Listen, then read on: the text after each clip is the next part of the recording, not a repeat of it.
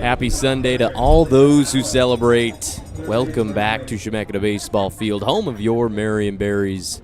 The summer of 2026 and beyond. Berries and Cream Sunday.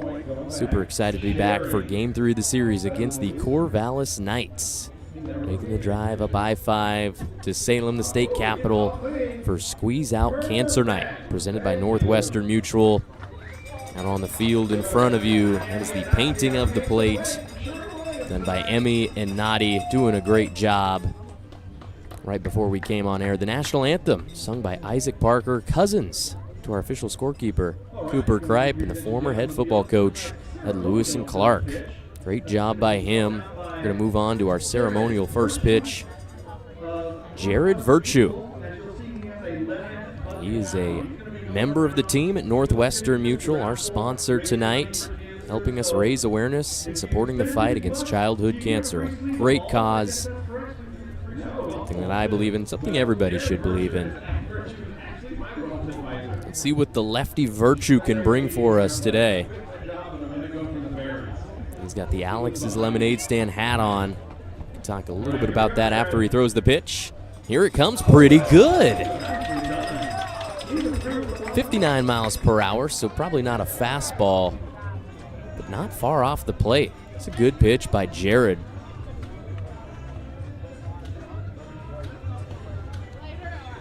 Today, for Squeeze Out Cancer Night, $1 from every lemonade sold at the ballpark will be donated to Alex's Lemonade Stand, which is a foundation for childhood cancer.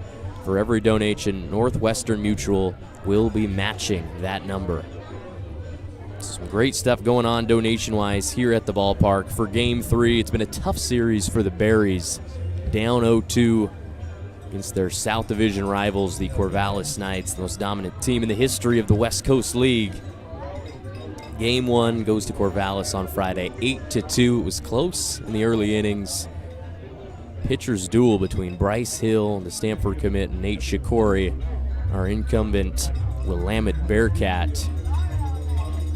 But after 3 scoreless innings, it was the Knights taking control through the middle 3 and then putting a nail in the coffin late in the game. They get the win 8-2. Last night, a little bit different. Still a pitcher's duel to start. We saw 21 total strikeouts for the entire game.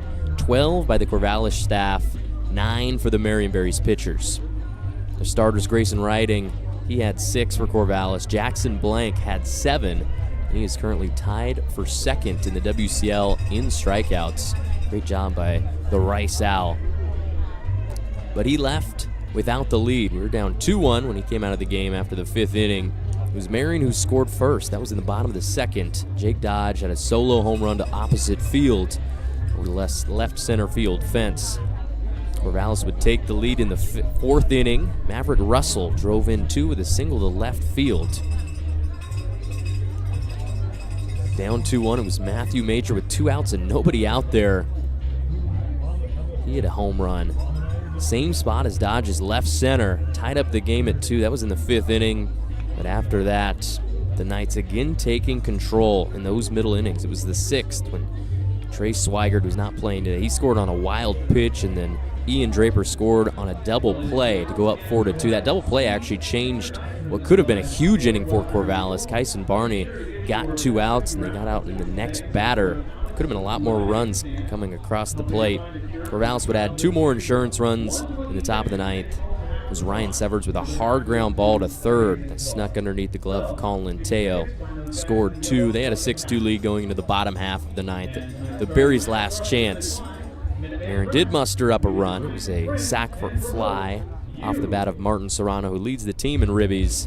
That's all they could do. They lose 6-3. They fall to 11-14. That's what they come in at today. 4-6 in their last 10. They're 6-8 here at Chemeketa. Corvallis coming in 12-11. They're 3-6 at home. 9-5 on the road.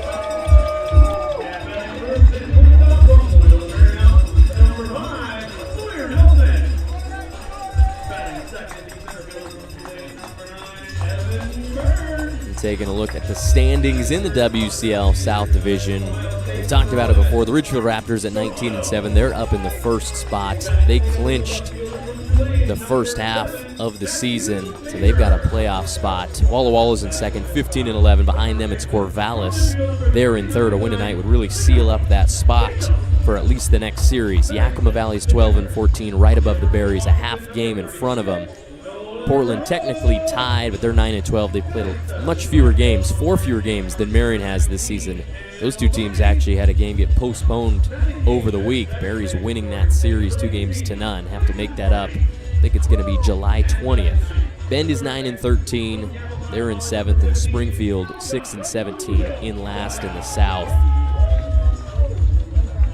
That's what's going on that side. Starters are coming out for the Berries. I can tell you who they got in the field. Nolan Rowe starting behind the dish again. Second game in the row. He's the catcher. At first, Jake Dodge. Second base, Kyson Barney. At short will be Sawyer Nelson. And at third, Alkai Arujo Waiao. Nice to have him back out in the lineup. Matthew Majors playing left. Evan Berg in center. And Cale Barney will be in right. That's the Berries defense as picked by head coach Tucker Brock. Now we can go to the starting lineup for these Corvallis Knights. 12-11, trying to get back to the playoffs for the 19th year in a row. Similar lineup to what we saw in game 1 of this series, kind of a mishmash of games 1 and 2. Ethan Porter will be leading off. He got switched to first base not far before the game. He's wearing number 27. In the second spot, that's Max Medina, the center fielder. Batting third, the third baseman, number 28, Ryan Severns. In the fourth spot, the second baseman, number 11, Ian Draper. Batting fifth, the right fielder, number 6, Zane Garvey. And behind him, Carter Stewart, the catcher. Starting game 1, he's back, wearing number 17, batting sixth. Behind him in the order, the DH, number 20, Maverick Russell, another late addition to the starting lineup. In the 8th spot, your beer batter, the shortstop, number 7, Joey Morosco. And last but not least, Tate Hammond, the left fielder, will be batting 9th. That's the order for Corvallis, who's worn the same jerseys every game of this series. If it ain't broke, don't fix it. Black tops, black caps, gray bottoms, Berries, and the Berries and Cream jerseys on this Sunday. Squeeze out Cancer Night. And starting on the bump for Marion, Colton Amai Nakagawa from the left-hand side. He's going to get things rolling. And here he comes. First pitch is fouled away toward right field for a strike. 0-1 as we get started at 5:14 p.m. Berries trying to stave off the sweep here in Salem. The 0-1 is swung on and missed by Ethan Porter, the first baseman, going to Oregon State for his sophomore year in the fall. Native to Huntington Beach, 6'2", 208 pounds, too shy of 210. We can get him there. The 0-2 is popped up into the air, shallow right. The Barney brothers coming in on it. Diving play. Cale's there. Loses the cap but makes the catch. Cale Barney. Kind of lackadaisical coming in. He wanted to make the highlight play, and he did just that. An outs and out. Blooping fly ball, 70 off the bat of Porter. It's our first retired batter for Corvallis in this game. Max Medina will be the next man up, the center fielder. In his first looks at Amai Nakagawa on the bump, wearing the teal glove. Medina, another Californian. He's from Patterson. I think that one came into contact with him on the hand, maybe the handle of the bat. He's going to chuck that bat away, and they're going to call it a hit by pitch. Definitely inside. Coach Brock is coming out of the dugout to have a chat with our home plate umpire, Michael Gray.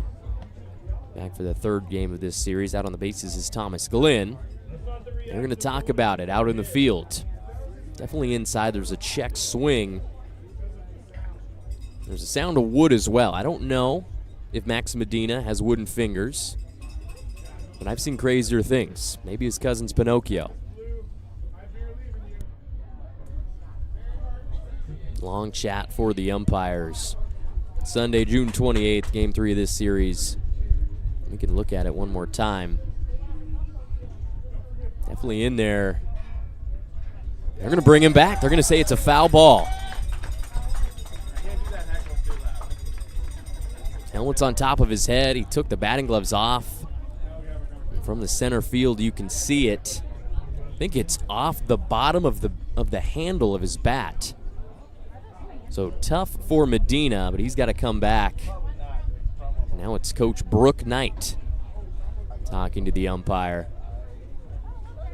Everybody pleading their case early in this game. We've got 1 out, nobody on for the Knights. Top of the first. Welcome in, everybody. Cole Weber, your voice of the Marion Berries.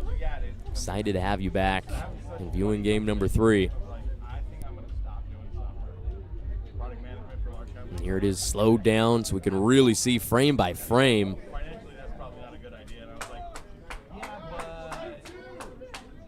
Yeah, it looked like it came right off the bottom of the bat. So good call by the umpires. Great argument by Coach Brock. Here's Amai Nakagawa. The 0-2 swung on and missed. Strike 3.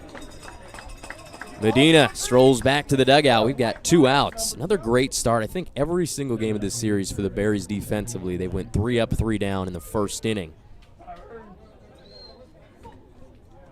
Hasn't worked out for them. They're 0-2 in this series.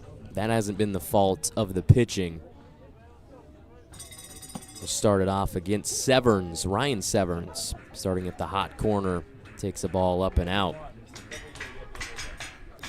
3 straight Californians to start the order for Corvallis. Severns from Fontana. He waits the 1-0. That one misses away. Severns wearing number 28, the UC Santa Barbara sophomore from Etiwanda High School.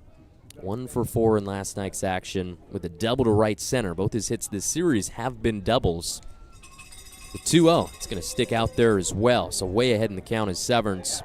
Played 21 games for UC Santa Barbara in the spring as a freshman. Batted .225, 9 hits, 3 of them doubles.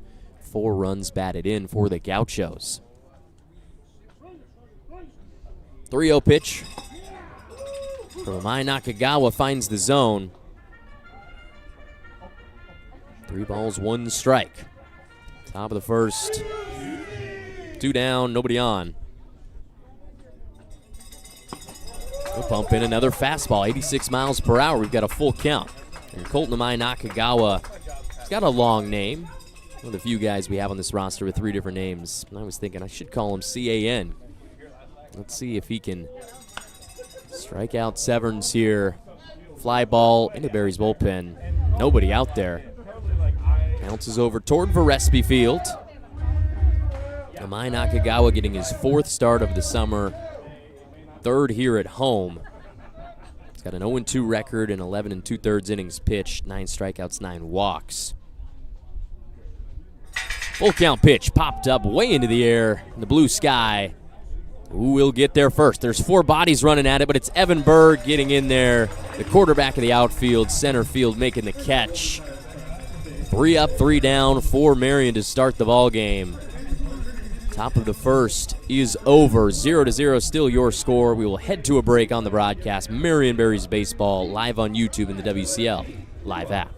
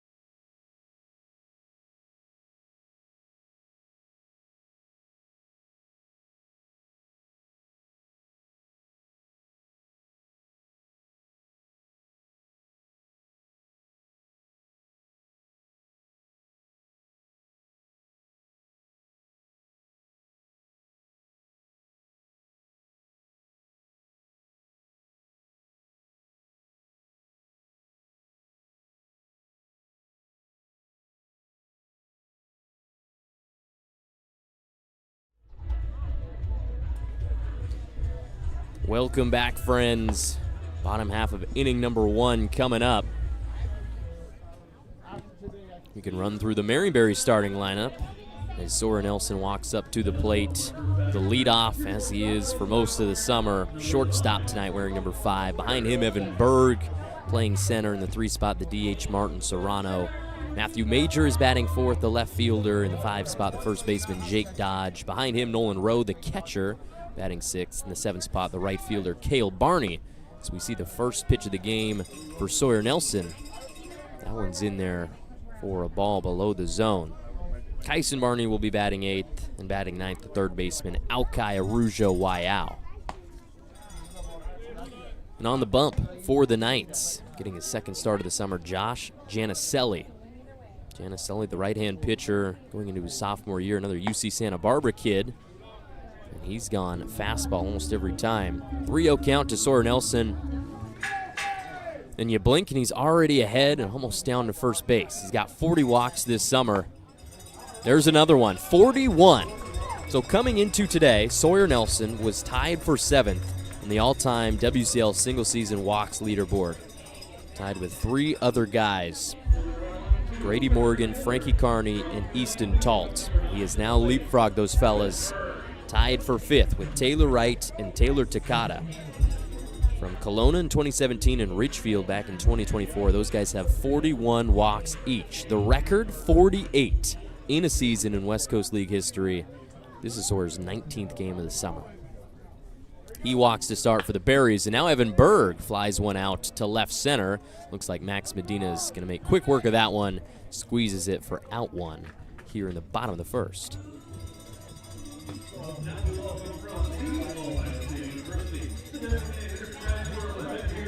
One on, one out for Martin Serrano, the lefty, in the box. Throws right, bats left. Haven't seen him catch in this series. He caught in the Portland series. Operates as a DH when he's not behind the dish. First throw over to first of this game. Unsuccessful pickoff. Sawyer Nelson also tied for the lead in WCL in stolen bases with 18. Changeup called a strike. Looked high to me. Gonna have to get used to the zone as we go through this game. Serrano down 0-1. From Pocatello, Idaho, going into his junior year of college baseball. Fouls off a high changeup. An interesting thing from Josh Janicelli at UC Santa Barbara in the spring during his freshman year. He's got a fastball that sits in the low 90s, but he threw the changeup more than he threw the fastball. He was really successful with it. He mixes in a slider as well. The 0-2 pitch swung on and waved at. Nothing but air for Serrano. And there's out number 2. Told you guys 21 total strikeouts between the two teams yesterday. That's a lot. That is a lot of swings and misses from two teams that were in the top half of the WCL South Division standings. That has since changed. Berries in 5th. Knights still in 3rd. This is it for the first half. Sawyer Nelson a little faint towards second base. It scampers back. Matthew Major will take a first pitch strike. First time facing off against Janicelli from Santa Rosa, California. 0-1 on the year for Corvallis. 2.25 ERA in 4 innings. The game that he started was against Edmonton last Sunday, June 21st. Left the game down 1-0. Ended up losing 8-0. Just no run support because he had a good outing. Just 3 hits given up, 1 earned run, 6 strikeouts. His 1-1 pitch. That's a slider. Low and away. Janicelli, a graduate of Cardinal Newman High School. Spent 2 years on varsity, and his numbers in those 2 years, they're eye-popping. .72 ERA, 250 strikeouts as Matthew Major hits one hard to left field. Goodbye, Matthew Major. This is a guy who's got the bat going in the last 2 games. He knew it immediately. watched it go. Major, the 2-run home run in the first inning, gives the Berries the lead. 97 off the bat. Good to see him find barrel for the second day in a row. Driving in Sawyer Nelson from first base. He gets to hop back into the dugout. Great swing.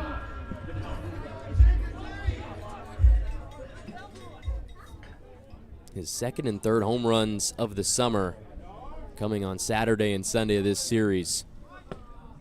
And there's Jake Dodge. Don't see that a lot from him. Tried to lay down the bunt to start the at-bat. The trickeration, the third baseman was almost in left field. Was not ready for it, but he didn't get it down. 0-1 the count. He'll swing and miss to go down 0-2 quickly.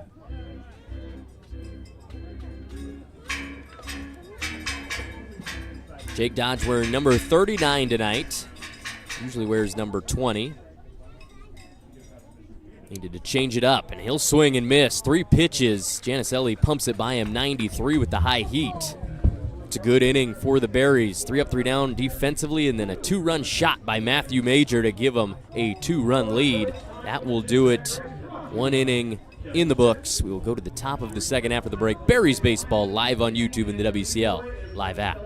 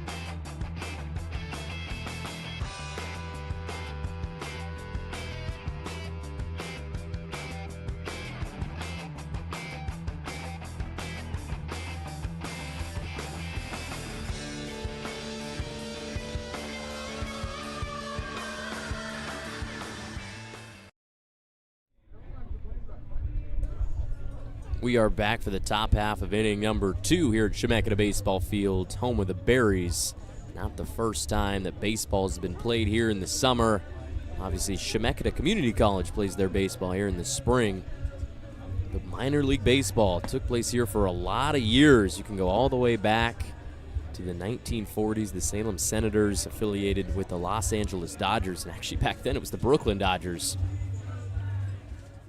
They went under in the 60s, but came back. Salem Senators played in 1979 here at Chemeketa, affiliated with the Dodgers. They would change their names and change affiliations. The Salem Angels played here in the early 80s, and actually the guy sitting not that far from me as we see the first pitch grounded to third, Alkai Aruja-Wayao. 2 crow hops in the throw to Jake Dodge.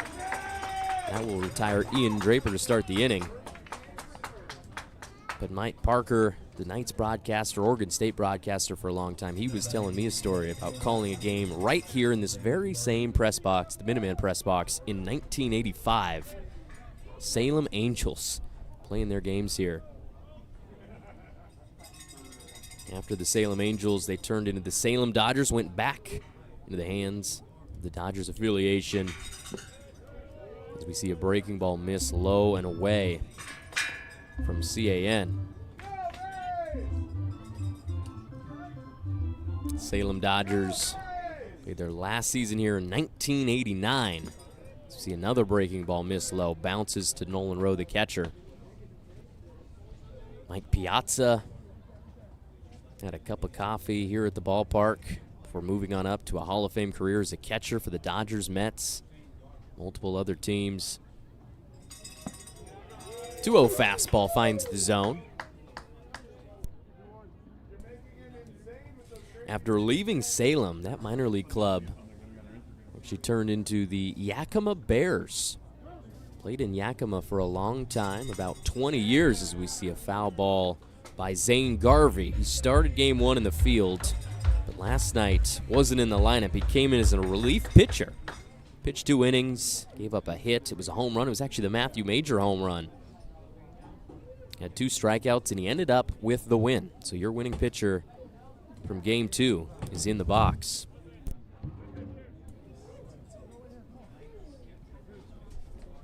The Yakima Bears left Central Washington in 2012 after 22 years there. They moved to Hillsboro to be their Hillsboro Hops. Swing and a miss. Amai Nakagawa gets him chasing on the low stuff. We've got the second out of the inning. This is how it's been defensively for both sides. A lot of strikeouts. It's Corvallis Knights offense. Very interesting the way that they've went to work. They don't score a lot of runs. They've got 2 home runs on the year, which is last by a good margin in the West Coast League. But they've got a winning record. It's because of the pitching. Top 5 in ERA as a team. Bunch of strikeouts. Nakagawa pumps in a fastball in the zone against Carter Stewart, starting catcher for Coach Knight in Game 3. Stewart, the 6'3" sophomore from Portland, playing his baseball at the University of Portland. His check swing brings him in contact with the inside fastball. Kind of looked like the same play we saw in the first inning to Max Medina, but I don't think we're going to have a review in a chat. That one definitely hit Stewart. So the first base runner of the game for Corvallis comes by way of hit by pitch, and there it is. I think it got him in the back arm. Not sure, elbow, forearm. Tough to see. But 2 outs, runner on. It's Maverick Russell, the designated hitter in the box, who spits on an outside fastball low and away. There are 6 California kids in this lineup. Maverick Russell, one of them, from Whittier. Going back for his redshirt freshman season at UCLA. Amai Nakagawa, little throw over to first. Make sure that Carter Stewart knows he's thinking about him. Got to be careful with lefties on the bump. The 1-0 pitch. That finds the zone. 87 out of the hand of Nakagawa.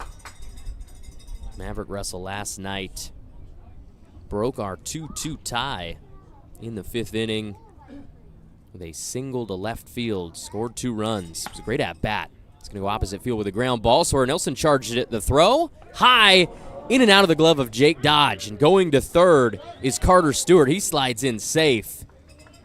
So instead of ending this inning, we're going to see another batter. Jake Dodge can't bring it in. Don't see that a lot.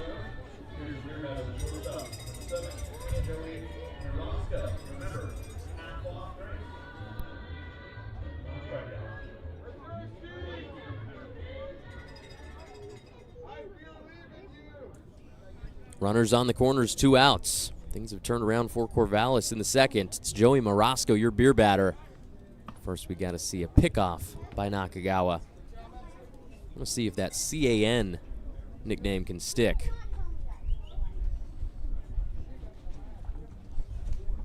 2-0 the score. Marion, 1 hit on the game. It was a 2-run bomb by Matthew Major, and that gives them the lead.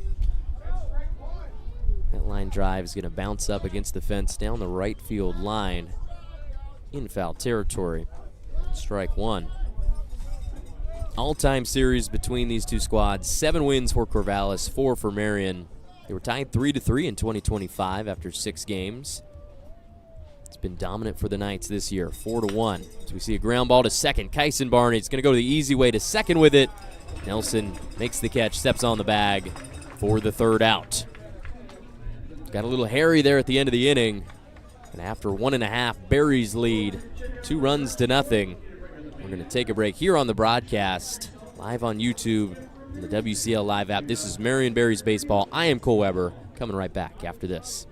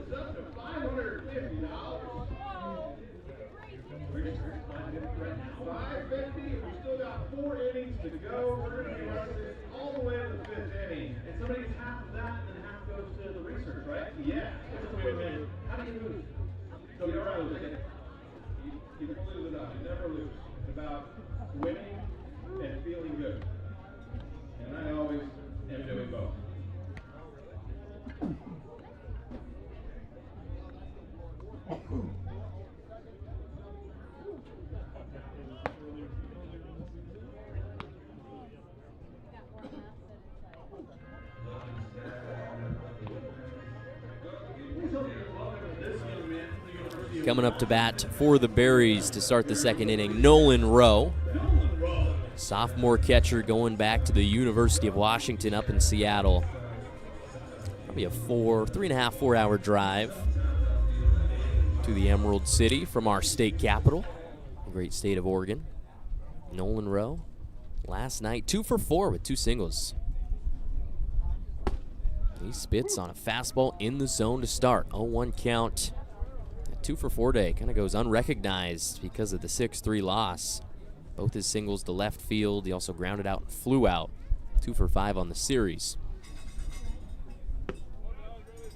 Thought about the slider, but let it go. Evens the count at 1 apiece. Rowe from Poulsbo, Washington, and that's across the sound from Seattle. Smallest of the 4 cities in Kitsap County. 1-1 bounces to the plate. So 2 balls, 1 strike for Rowe. Graduate of North Kitsap High School. And something interesting about the city of Poulsbo, up until World War II, Norwegian was the primary language in Poulsbo. Really interesting. Turned away from an inside fastball, 92 out of the hand of Janicelli. We've got a 3-1 count. Janicelli looked good besides the one pitch that he threw that Matthew Major got jumped all over. His 3-1 offering to Rowe. Drops down into the zone to give us a full count. 3 balls, 2 strikes. Janicelli was a factor for UC Santa Barbara on the mound in the spring. 18 games pitched, 5 starts, 2-1 record, 3.96 ERA. The 3-2. That one's lined out to left field. It's going to get down near the line. Nolan Rowe is thinking 2. There he goes.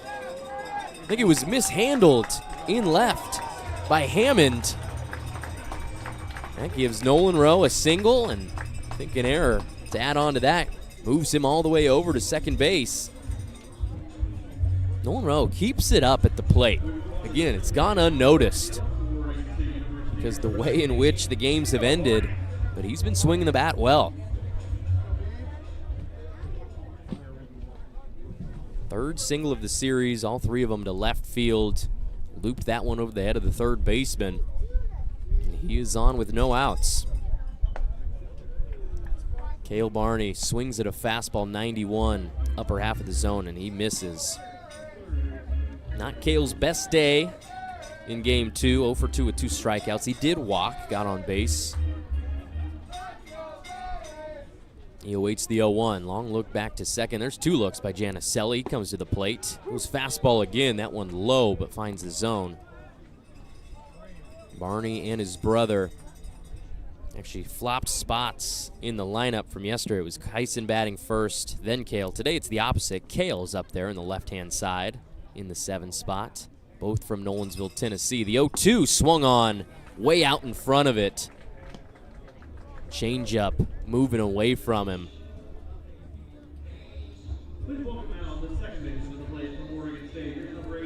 The Barney brothers switch bats.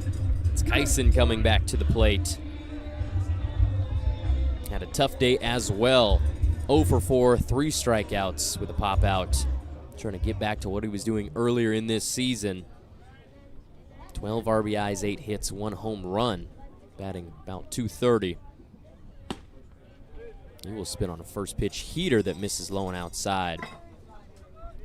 Kyson Barney going into his freshman year at Oregon State.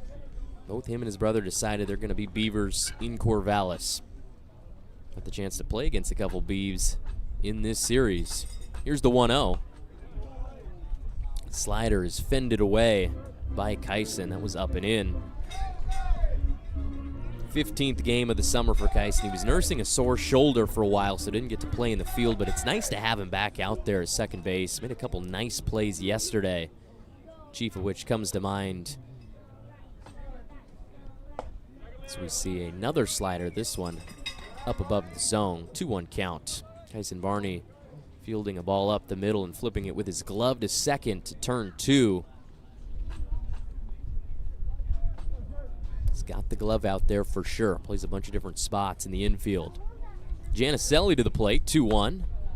Fouled away.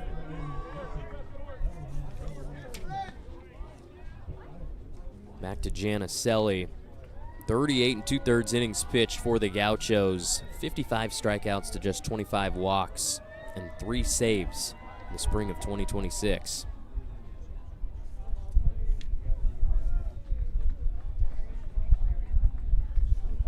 Even count, 2-2. Janicelli long look back to second. He goes to the plate and misses outside. Full count for Kyson Barney. He's got to fend off anything that comes his way. Keep this thing going. I mentioned yesterday, Nolensville, Tennessee, suburb of Nashville, about 10 miles south of downtown.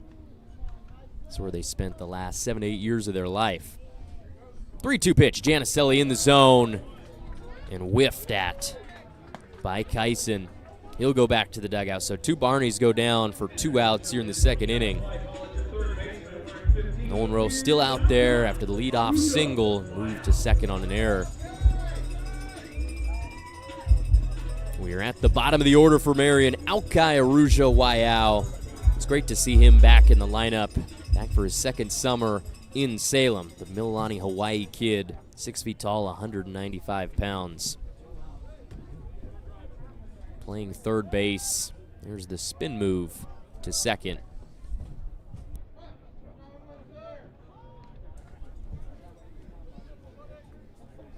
This is Aukai's 12th game of the summer. He's batting .114 with 4 hits. One of them a double, bases clearing double. Scored 3 runs. Grounder to the 6 hole. It's going to sneak through. They're going to bring Nolan Rowe home. He's hustling. I don't even think there's going to be a play. There will not be. Standing up and crossing home plate is Nolan Rowe. As Aukai Arujo Waiau drives in a run. Great to see. 4th RBI of the summer. Gives the Berries a 3-run lead.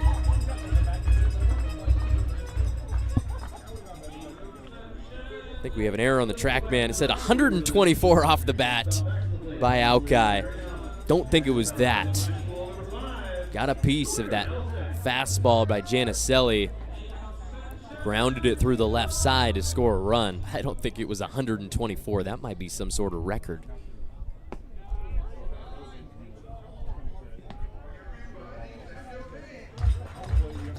Back to Sawyer Nelson in the leadoff spot. Left-hand batter's box, the shortstop. Janicelli throws one over to first. Sawyer Nelson walked to start. Would you expect anything else? 41 on the season. It's getting ridiculous. How about ball 2? I'd love to see the stats. How many times in plate appearances this year has Sawyer Nelson gone up 2-0 in the count? And I'm going to guess it's somewhere around 85-90% of the time. Gets up early. He's so patient as a young player. Just graduated high school from South Salem. 2-0. Way up and in. I don't know what it is about Nelson. Just throws off the radar of these starting pitchers. He's up 3-0 in the count. 2 outs and a runner on first. That's Aukai Arujo Waiau. Here's Janicelli. Drops into the zone. Change up. So Nelson will see a strike in this at-bat. I don't believe he's swung in this game. 3-1. Slider outside. Sawyer Nelson. Walk number 2. Keep the tally at home, ladies and gentlemen. That's 42 for the summer, and that moves into a tie in fourth place with Joichiro Oyama, the Wenatchee Apple Sox in 2022. He is 6 away from tying the WCL all-time record. We're not even to the halfway point of the season.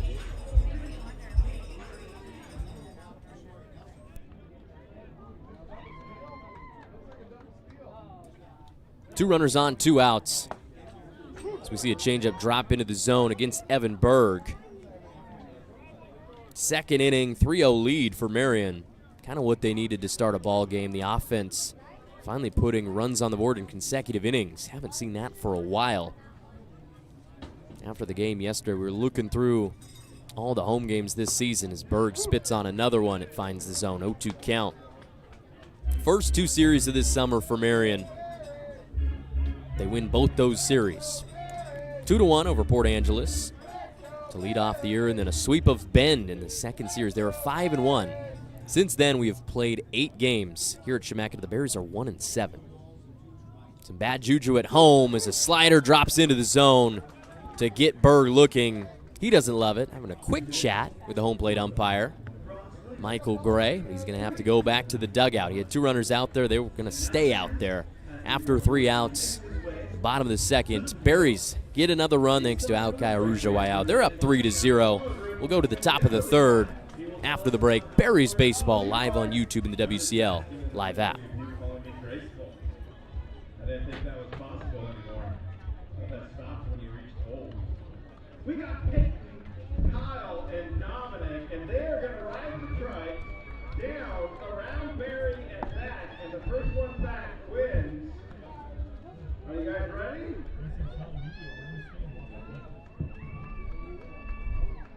And they're off. Blues off to a big start. The red and black got to catch up. Blues on the outside, red on the inside. They're going to just see how it's going around Berry. That's Berry's deep into the next routine. Blues like the commanding lead while Green and Red are trying to go for second. It looks like Dominic is a winner. Kyle's going to be second.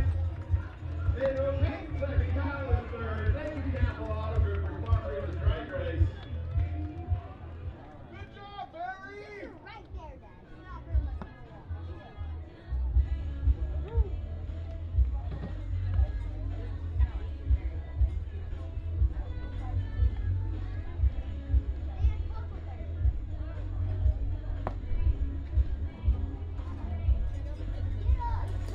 And we finally see the fall from grace for the green tricycle. I think it might have been 7 or 8 days in a row that it gets the win, but finally the blue trike comes out in first between innings in the second and third.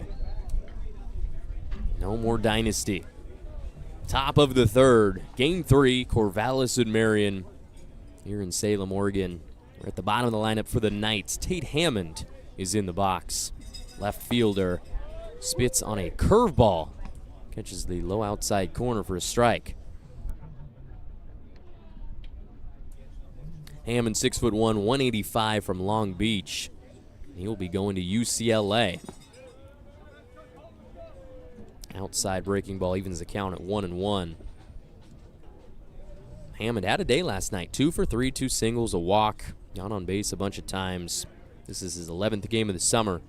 Increased his batting average last night by 55 points as he chops one up the middle. Kyson Barney, the throw, running away from the bag. Nice play, sidearm over to Dodge, who stretches and makes the catch. 4-3 to retire the first out of the third inning.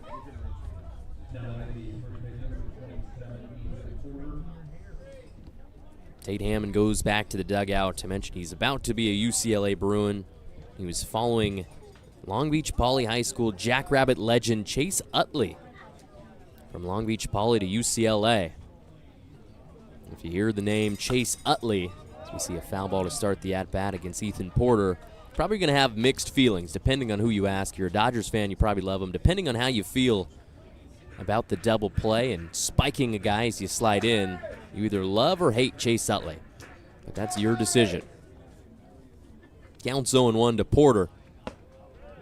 Fastball misses. 1-1 the count. Ethan Porter flew out to right field to start the game. It was that diving play by Cale Barney. Porter 1 for 8 on the series with a double, sac fly RBI back in the first game. He's up 2-1 in the count.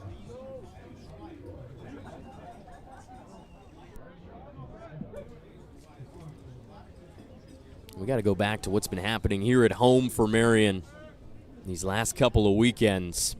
Haven't won a series here since Bend to start off the month of June, and we are at the end of June now. Alki Rougeau pumps in an inside fastball for strike 2. Excuse me, that's Colton Amai Nakagawa. I'm getting mixed up with the 3 names. That's CAN out there on the bump. Southpaw comes to the plate. The 2-2's outside.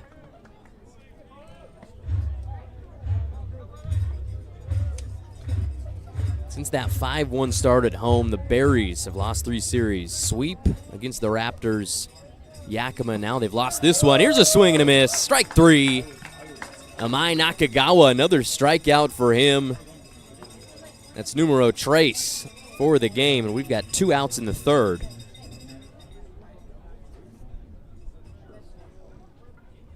The Knights have had 2 base runners off a hit by pitch and an error.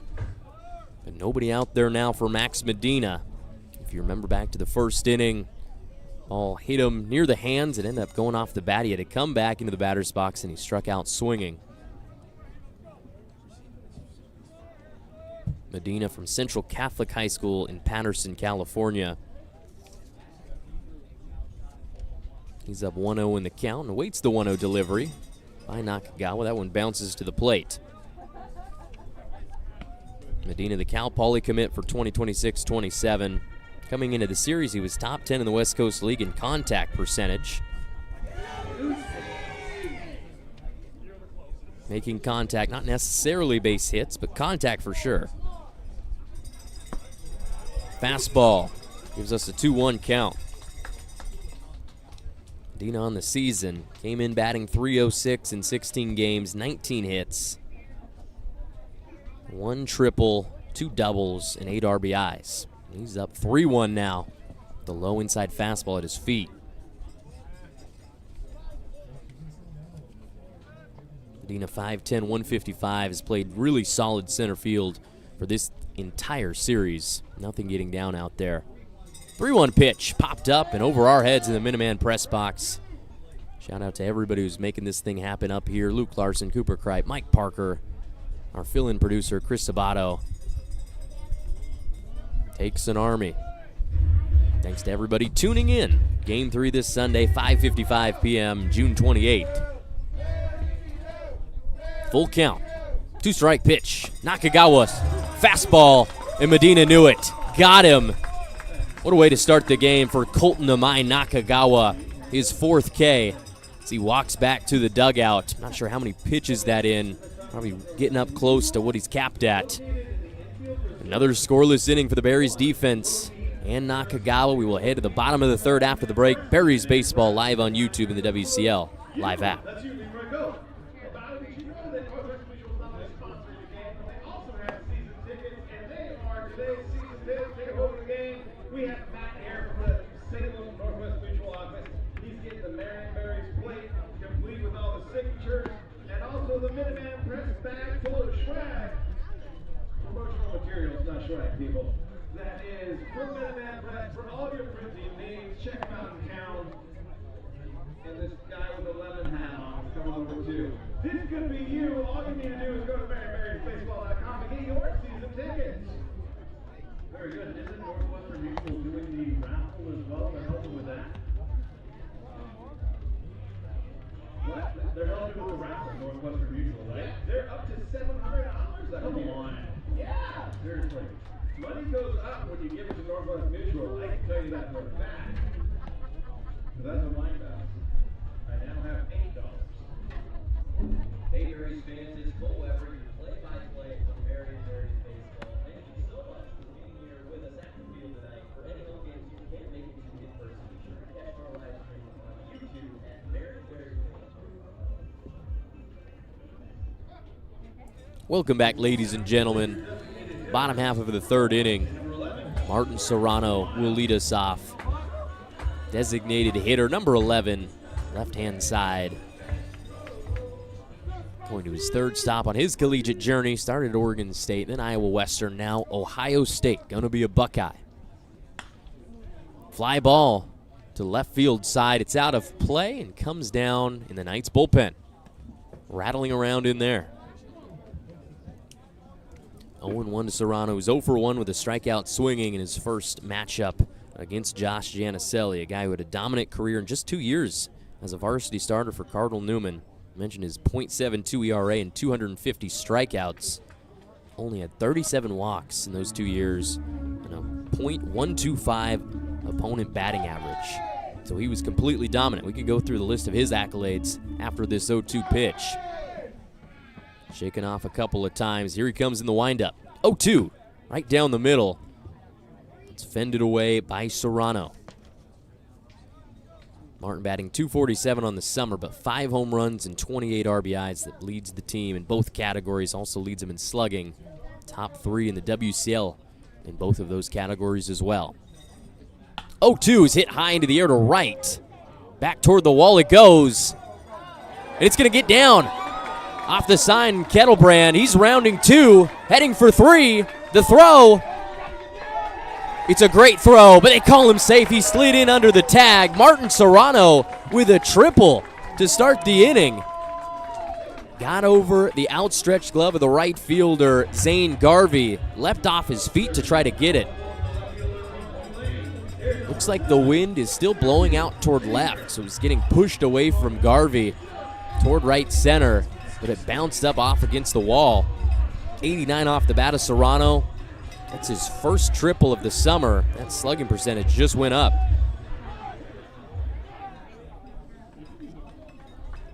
Already 4 hits in the game for Marion.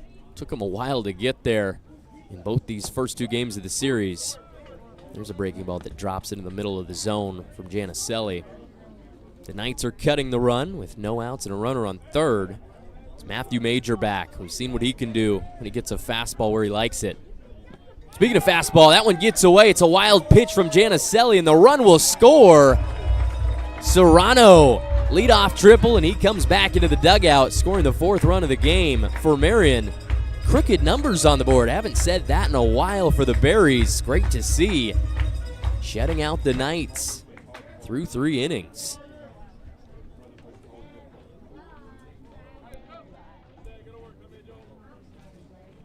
So nobody out, nobody on for Matthew Major. 1-for-1 with a 2-run home run.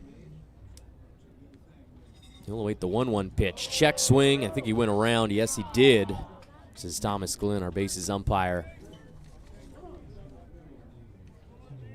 1 ball, 2 strikes to Major.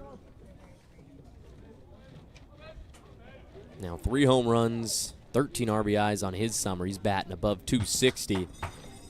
Waits the 1-2 pitch. That went up and out. 93 out of the hand of Giannicelli. I believe that's where he's topped out at so far today. We can talk about his accolades now with nobody out there. Nicknamed Big Cheese. Giannicelli, first team All-State at Cardinal Newman High School. Throws the 2-2 and gets the swing and a miss from Major. Giannicelli, number of strikeouts tonight. I count 5.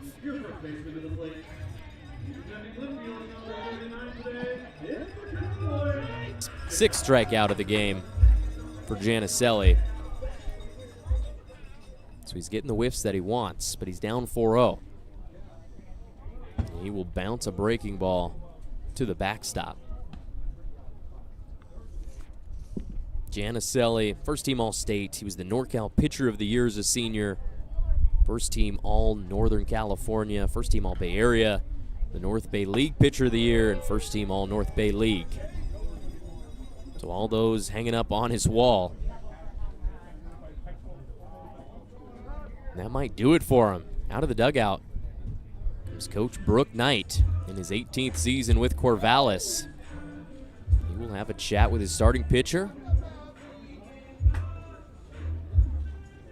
Didn't see anybody warming up with much authority in the bullpen. So maybe just a wake-up call.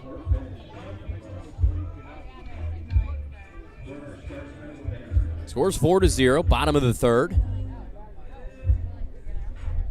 And this is some weird things happening. The home plate umpire is coming out to the mound, and he signals for his buddy to come over there too. Everybody's looking at Janicelli.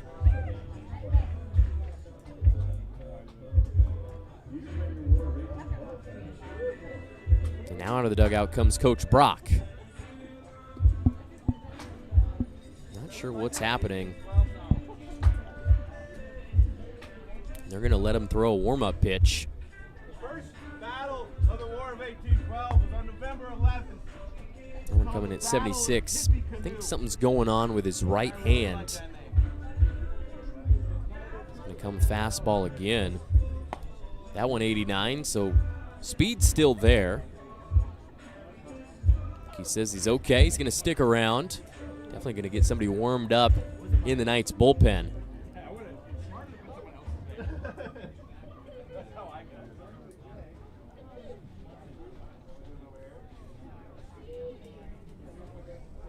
So we're going to get this thing back rolling. Jake Dodge is the next Berry up. 2 balls, no strikes. 1 out, nobody out there. Dodge struck out swinging in the first inning. Showed bunt to start the at-bat. Let's see if he does it again. My bet is no. Swing and a miss. 2 balls, 1 strike. Dodge, just a couple of weeks ago, up in that away Walla Walla series, decided to transfer to Linfield University in McMinnville. He's way out in front of a changeup. Counts now 2-2. After a year at MSU Denver, decided it wasn't the right fit. He's going to be a Wildcat coming back to his home state from Beaverton. Got 1 year left of college baseball, trying to make it count. 2-2 pitch, Janicelli. One bounces to the plate. Dodge 1 for 3 last night with a solo shot to opposite field. 22nd game of the summer right now. He'll pop that one up into the air. The catcher Stewart looking for it. Never located it. Dropped down into the SMB logo. The umpire Gray had to get out of the way. He overran it. It's really hard to go back as a catcher on a fly ball. So Dodge lives to see another pitch. Count 3-2. You can remember Jake Dodge back to last year in that first ever series between these two teams at Goss Stadium. Jake Dodge had a grand slam. And here's a line drive to the gap in right center. That one's rolling back toward the fence. I think they're sending him to second base. He's watching it go. He will be safe in there. Double in the gap for Jake Dodge. Gives the Berries another base runner here in the 3rd inning. Jake Dodge had that grand slam at Goss Stadium last year in Game 2 of a 4-game series in Corvallis. He was in the top of the 10th inning and helped lift the Berries over the Knights 9-5. Gave them a win. The series ended up being split 2-2. Just a week after that, the Knights would come up here to Chemeketa, playing the first ever game for the Berries at this ballpark. It was the Berries who got the win. Final score of that ball game, 14-7. A lot of runs. You can remember Bryce Hubbard made his debut for the Berries in that game. He had a 2-run shot and a double. But it is Josh Janicelli going back to the dugout. His day is over. 2 1/3 innings pitched. Gave up 5 hits, 4 runs. Did strike out 6, though. Just under 3 innings of action. Still nobody coming out of the bullpen. We're waiting a long time. Extended hiatus as Brooke Knight talks to his team. Coach Knight, and I swear he wasn't named after the team wasn't named after him. 772 career wins with Corvallis. This guy was a really good athlete himself. Played football and baseball at Crescent Valley High School outside of Corvallis. Played both at 1 year at Linfield and transferred to Oregon State. Played football and baseball there in the early 90s. He's been the head coach for Corvallis since 2008. Here comes an arm out of the bullpen. Looks like a southpaw to me.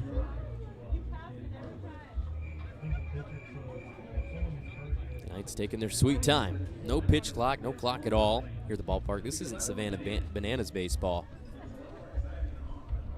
Ari Silva is the left-hand pitcher, an incoming freshman. Will be the next guy on the bump for Corvallis.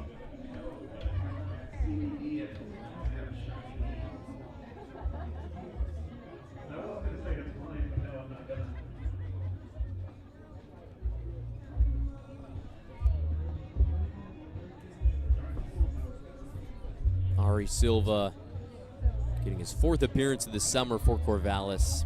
He has a start for the Knights, 9.45 ERA and an 0-1 record under 7 innings pitched.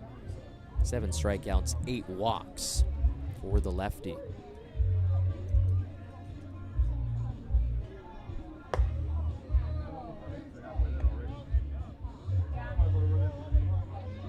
Ari Silva from Sacramento, committed to Loyola Marymount.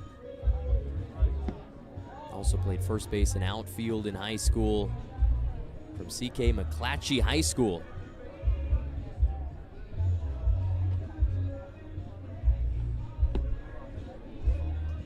Committed to Loyola Marymount about a year ago, July 10th, 2025. Decided to become a Lion.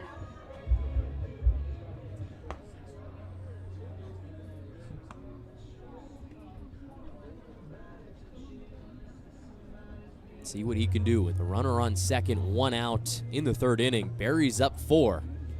Much different than what we've seen from them in the last couple of weeks here at home.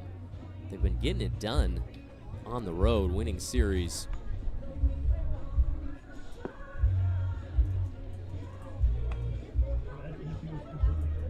We can take this opportunity to check some scores from around the WCL. We had a game postponed earlier today. The Edmonton Riverhawks hosting the Port Angeles Lefties. That game did not start. Bunch of finals. There's a lot of these WCL games starting at 1:05 on Sunday. Kamloops, they're up 8-4 over to Nanaimo. Bellingham beat the Victoria Harbor Caps 10-2. So they salvaged the series instead of getting swept. Ridgefield beat the Springfield Drifters 3-0. Up in Washington. They actually played them twice, a doubleheader. Had to make up a game that got postponed yesterday because of rain. They beat them 3-0 and 3-1. Walla Walla Sweets and Wenatchee Apple Sox are in the top of the 1st. That's a 0-0 ball game. As is the Kelowna Falcons and Yakima Valley Pippins, also 0-0.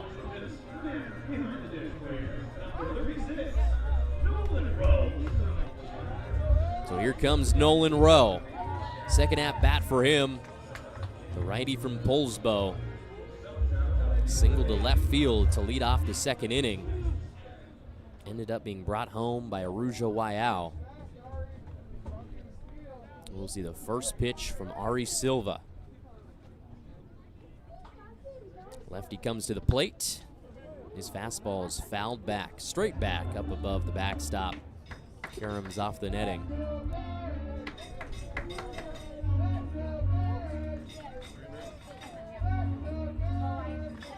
Nolan Rowe, a great kid from the Emerald State. Spits on a breaking ball that's in the zone.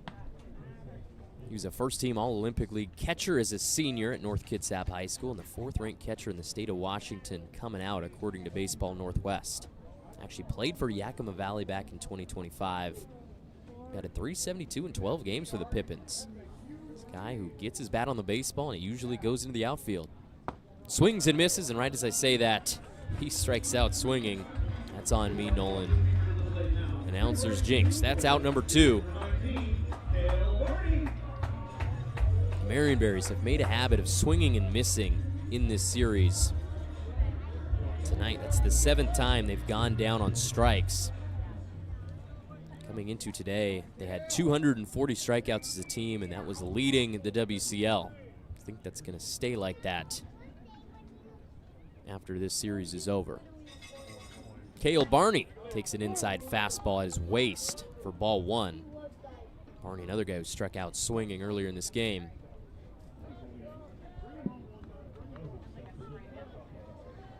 He committed to Oregon State a long time ago, back in 2025. Kyson followed a couple months after. Our line drive to second base. I'm going to have to call that short right field. That's how far back Draper was playing, but he takes it on the one hop and throws it over to first to get the out. Knights running back to their dugout after giving up another run. Bears have put up 2 in the first, 1 in the second, and 1 in the third. They're up 4-0 as we go to the 4th inning. Berries Baseball live on YouTube and the WCL Live app. I am Cole Weber, coming back after this break.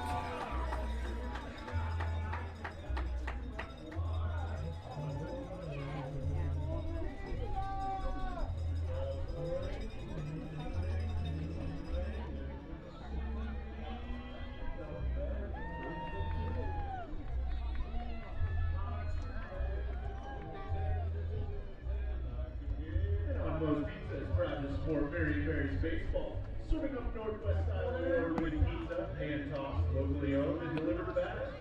Whether you're in the stands or on the couch, Odd Mo's brings the flavor home. Visit any of the 8 Odd Mo's locations in the Lens Valley.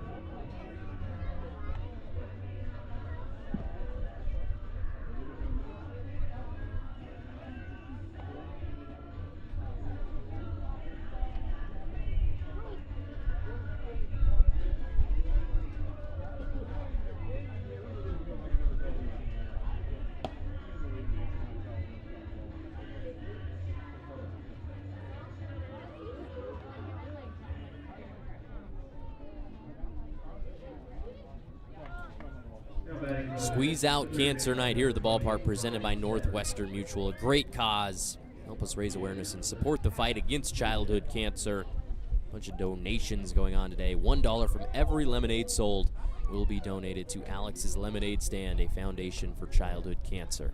First pitch of the inning is taken for a ball. Joey Morosco at the plate to lead off the inning for Corvallis.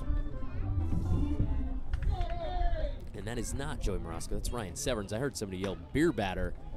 There's a fly ball over to right field. I think it's going to get down fair. Yes, it will. And that's the first hit of the game for the Knights. I think it's going to be a double off the bat of Severns. Interesting thing for Ryan Severns. That's his 3rd hit of the series. 1 in each game. All 3 hits doubles to 3 different spots. So that's a nice change of pace for the Knights offense. They're finally on the board in the hits column. Double down the right field line.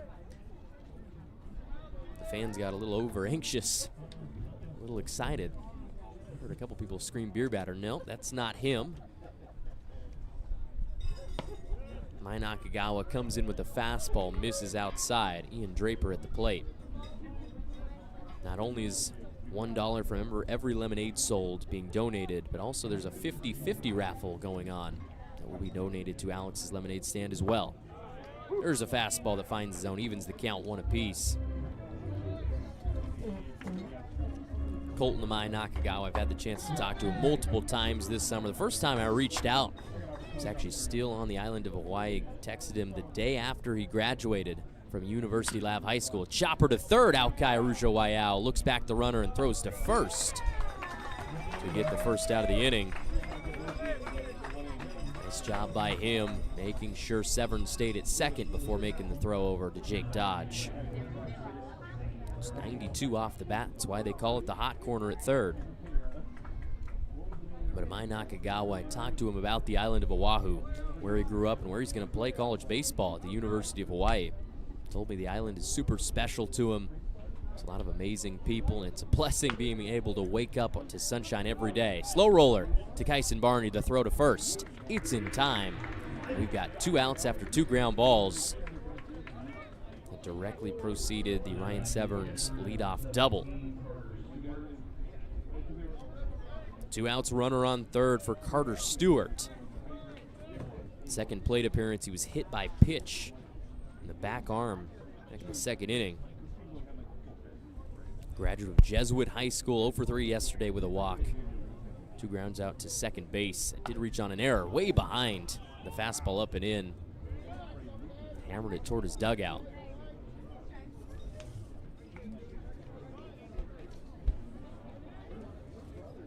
Carter Stewart playing his college baseball at the University of Portland.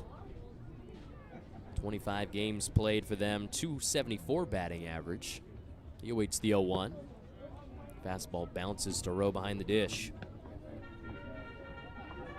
Carter Stewart at Jesuit High School, first team All-League and second team All-State while batting .418 as a senior in 2025. Came out as the number 4 catcher in the state of Oregon. He awaits the 1-1.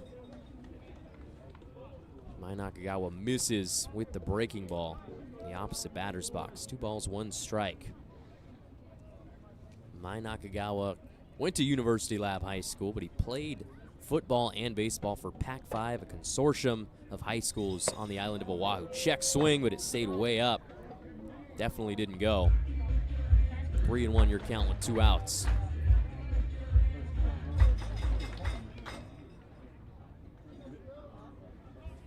Couple Portland Pilots on the Corvallis Knights roster, as well as UC Santa Barbara Gauchos and Oregon State Beavers.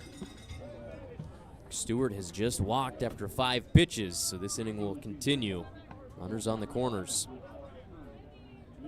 Stewart's been on twice. 2 free 90s, a hit by pitch, and a base on balls. There's 2 runners out there for Maverick Russell. He's came through in a situation like this before. 2 out, 2 RBI single in game 2 of this series. The delivery from Nakagawa fouled back toward the parking lot, out of play. It's a beautiful day here in Salem. I'm a huge fan of the weather. Not too hot, not too cold. Wind always blowing out toward left. Definitely helped out the Matthew Major home run, which didn't need it, but made it look even better. No ball, 1 strike. Fastball. Just misses low. Look back for Nolan Rowe. He was confused. I thought it was a strike too. Even count, 1-1 for Russell. Ended up being safe at first in the second inning after a ground ball that was muffed by Jake Dodge over at first.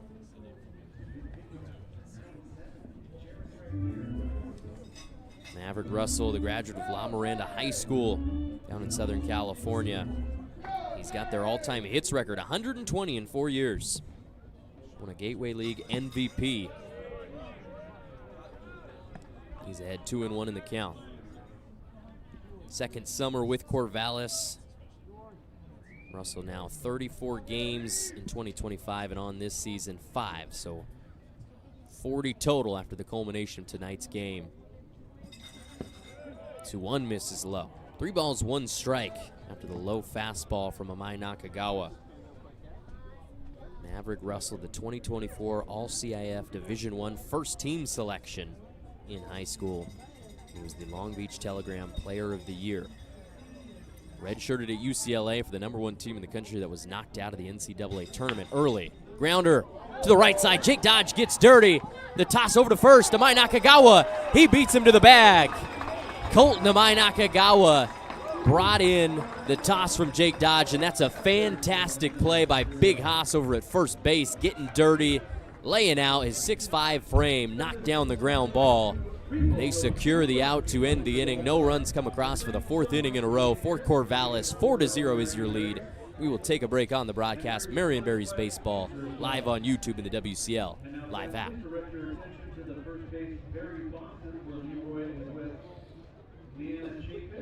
Tonight we are proud to recognize Leanna as a cancer survivor. Please join us in congratulating her on her cancer-free journey and wishing her many, many happy and healthy years to come. Give it up to Leanna. Thanks to all the players. Thank you so much.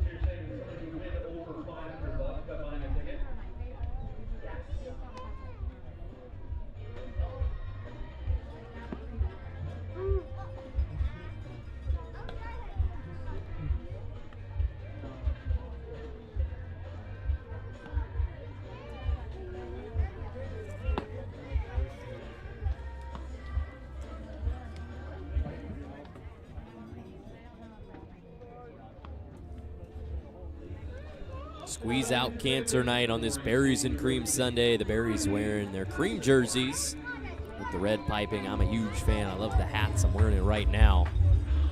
Bottom of the fourth inning, Berries up 4-0. It'll be Kyson Barney leading us off from the right-hand side.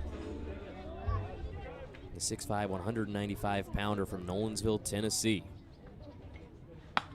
Hard ground ball through the 6-hole. Nice to see Kyson put himself into the hits column. First of the series. Leads off the fourth inning for Marion.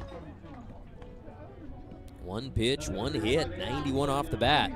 There you go for Kyson. Sneak through the left side. Alki is next. He's got the islands of Hawaii on the left side of his helmet. That's where he's from. Mililani, Hawaii. Speaking of that high school, Mililani, Hawaii just won the state baseball championship in Hawaii this season for 2026. Showed bunt, pulled it back. That's a ball with a fastball low from Ari Silva, the relief pitcher. Colton Amai Nakagawa, the starting pitcher tonight. Playing for Pac-5, lost in the state championship game against Mililani. Was walked off. The ground ball to third base in a 2-1 loss. Comes the 1-0. Alki pulled back again. The back pick not in time from the catcher Stewart. Alki coming back for year number 2 with Marion. Played college baseball at Yavapai College in the spring after transferring from the University of Hawaii. Played 39 games for the Rough Riders, batted .344, 42 hits, 4 home runs, 26 RBIs. Take an inside fastball low for a strike.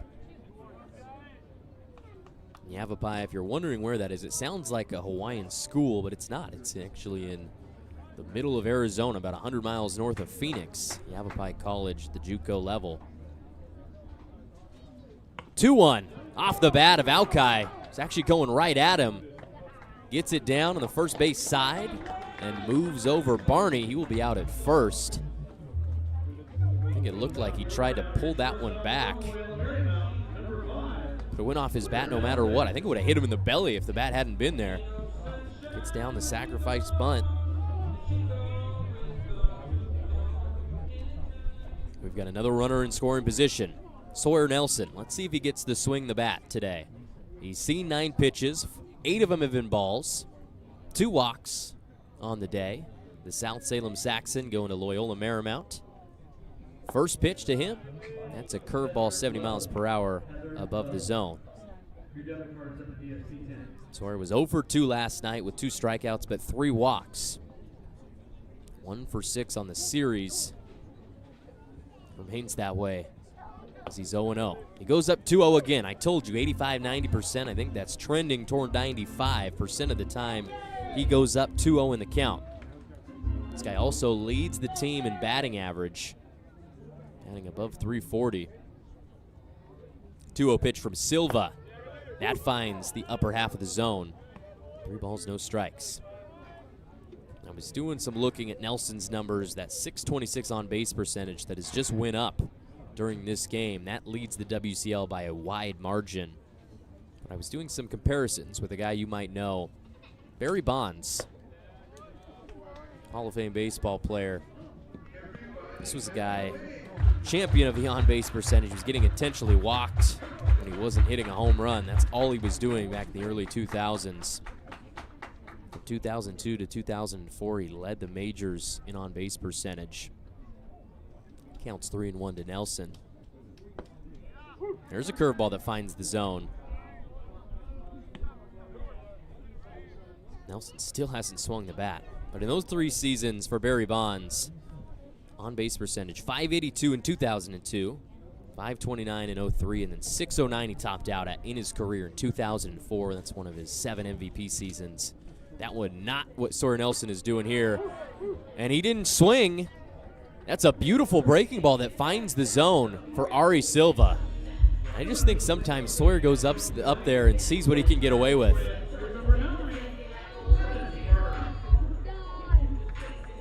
In the heart of the zone to strike out Sawyer looking.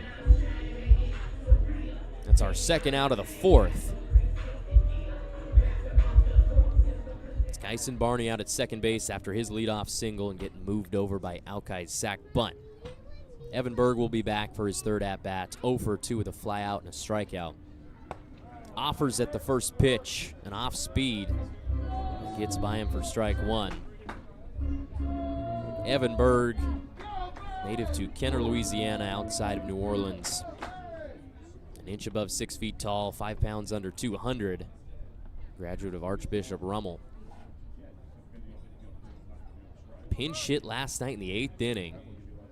It's one of the wildest plays of the game. Huge ramifications.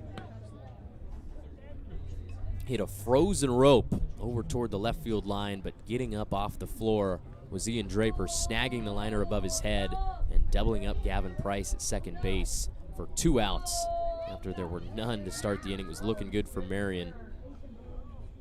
Ellsberg's lone at bat. Game 2. He'll pop one up behind second base. It's Ian Draper. Gonna grab another one off the bat of Berg. This one ends the 4th inning. That's the first time the Berries haven't put a run on the board. They're gonna have to be okay with going to the 5th. Still up 4-0 over the Corvallis Knights in Game 3 of this series. Thanks everybody for tuning in. We're gonna take a break on the broadcast. Berries baseball live on YouTube and the WCL live app.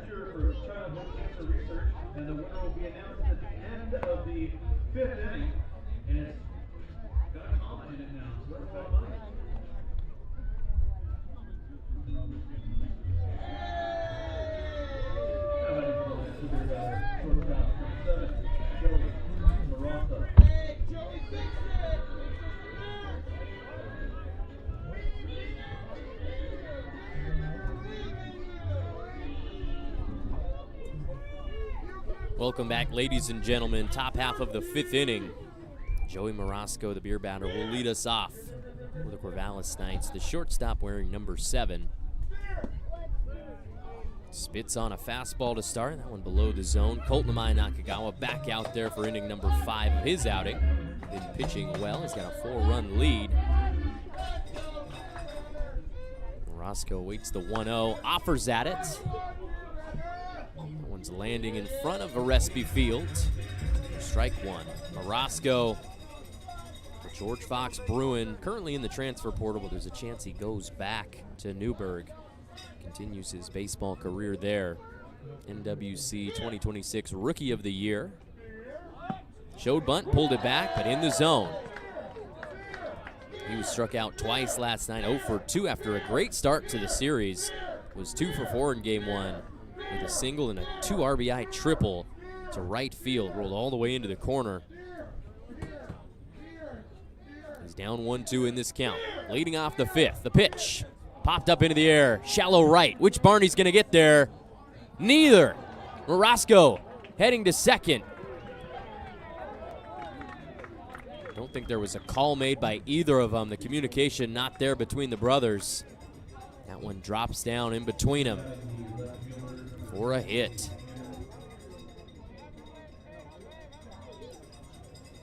It's their second hit of the game. Double off the bat of Joey Marasco. He's a home run away for a cycle for this series.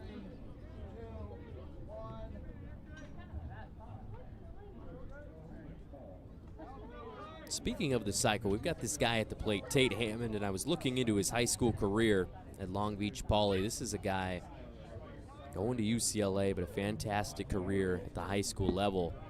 In his last ever baseball game for Long Beach Poly, he was a home run away from the cycle. He was intentionally walked in his final at-bat. And they were afraid of him. 1-0 pitch. Off the handle, fouled back against the netting to even the count. Amado for 1 with a ground out to second base to lead off the third inning.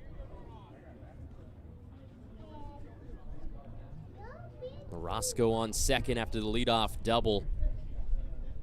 Knights looking for their first run of the game. They won game 1 of this series 8-2 and game 2 6-3. Nakagawa pumps in a fastball, misses low and away.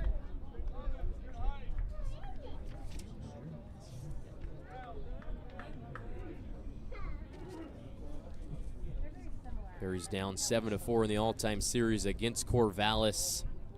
Both these teams playoff teams in 2025. That's a beautiful breaking ball. Slider out of the hand of Nakagawa. 77 miles per hour evens the count. Corvallis had a scorching second half in 2025. Went on a run. They at one point won 9 straight games, swept 3 straight series, ended up 39-15 in the regular season as a curveball drops in there to ring up Tate Hammond. Another strikeout for CAN.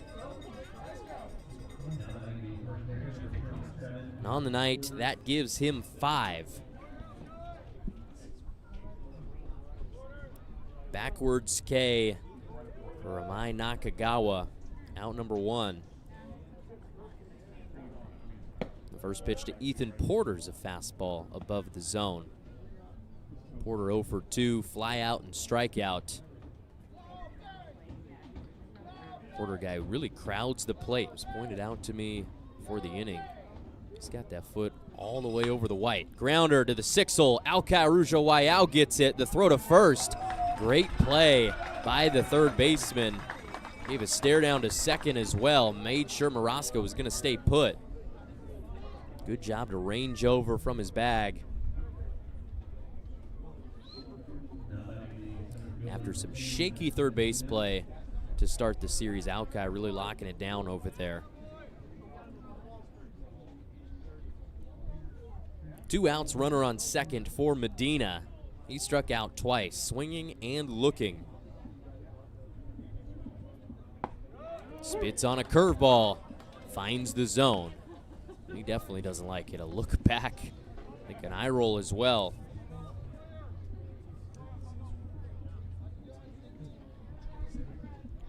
The Knights finished second in the regular season in the WCL South as we see some chin music up above the head of Medina.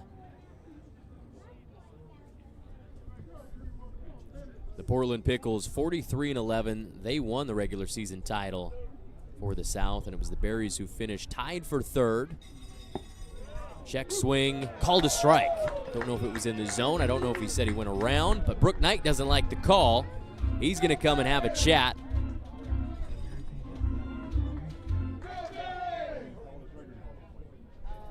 Let's see. They're going to stick with the call. 1 ball, 2 strikes, 2 outs.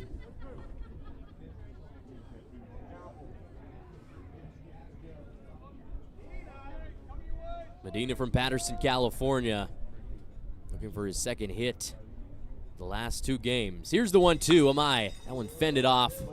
Flown out toward the picnic deck in front of the Knights bullpen. Actually, almost clocked a dude in the head in the bullpen. That's number 22, Bryce Hill, the starting pitcher in game 1. That would not have been good. Stanford University probably would not have been happy if he took one off the dome. He had a fantastic day to start off this series. Struck out a bunch, topped off at 99 miles per hour with the fastball. 1-2 offering. Grounder down the first baseline. It goes foul. Max Medina keeping himself in there. And above 300 on the season. Haven't gotten word of the attendance, but it's another great showing by the Salem natives. Way more than I was expecting yesterday. About 1,100 people for game 2, and it looks like about the same or more tonight. Chopper over to second. Kyson Barney comes up to get it. His throw will get there for our 3rd out. So 4 batters for the Knights in the 5th inning, 3 of them out. No runs on the board again for Corvallis. We will head to the bottom of the 5th. Berries with a 4-0 lead. Live on YouTube and the WCL Live app. This is Marion Berries Baseball. Northwestern Mutual Salem can help you build the right financial game plan. Our version of financial planning brings the right insurance and investment strategies to bear.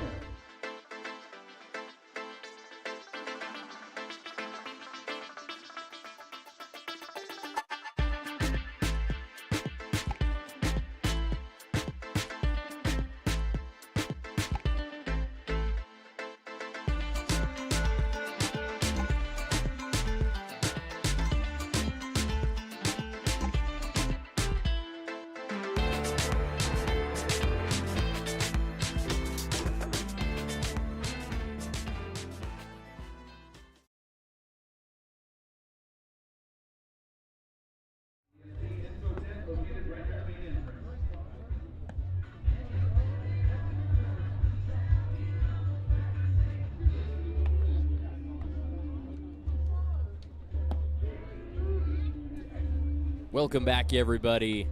Bottom half of the 5th inning here at Chemeketa. Let's take a look at the South Division standings. I was talking about the 2025 standings, but here's 2026. Ridgefield in first, 19-7. There are 3 games up. 3.5. There's the math. Above Walla Walla. Corvallis in 3rd, Yakima in 4th. Your Marion Berries in 5th. Trying to move up above the Pippins.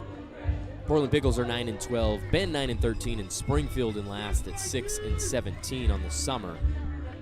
Next team the Berries face are the Drifters down in the Eugene area. They're going to take the trip down I-5. First pitch of the inning. It's a ground ball from Martin Serrano.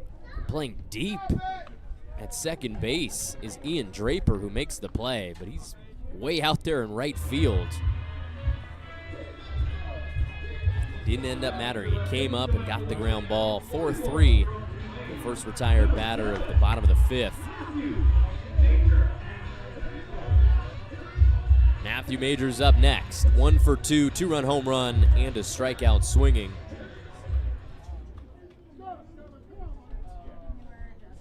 Pitch from Silva's a fastball down and away.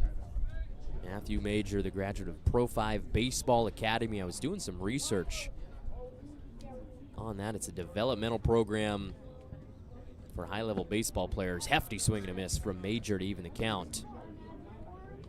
He spent his first 2 years of high school ball at Troy Christian before going to Pro 5. There's 2 different places you can go. There's Raleigh, North Carolina, and Nashville, Tennessee. And I'm going to guess that he went to Nashville because it's much closer to Ohio. Fly ball to center. It's Max Medina coming up. He was back at the warning track, but he comes up to make the routine catch for our 2nd out. Quickly here in the bottom of the 5th inning.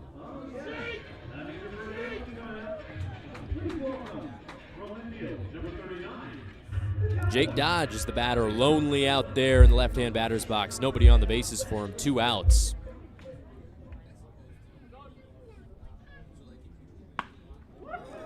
Ground ball right back up the middle, but they had the shift on. It's the shortstop Morosco playing basically behind second base.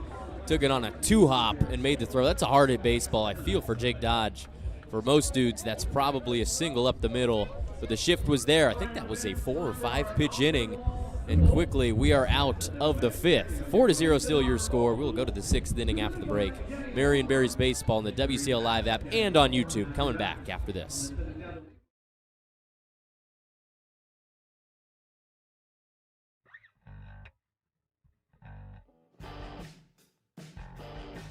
The final touches together ahead of opening night, but as you can see, all brand new synthetic turf, and the real coup de grace, I would say, is all of our brand new seats that we've installed. So we'll have some hospitality decks in the corners as well by the bullpens, and of course our fun zone and our new inflatable wiffle ball field making its debut tomorrow night as well. We also purchased a new smoker for our new barbecue concession stand, so we'll have tri-tip sandwiches, brisket sandwiches, barbecue pulled pork as well, and expanding off of our award-winning Marion Berries barbecue sauce. We're going to be having our first fireworks night on the 3rd of July here at the ballpark, and then on July 17th, we're also going to be doing a drone show for all the fans. Check out our promo schedule. Every single night there's something different going on, something different and unique for families.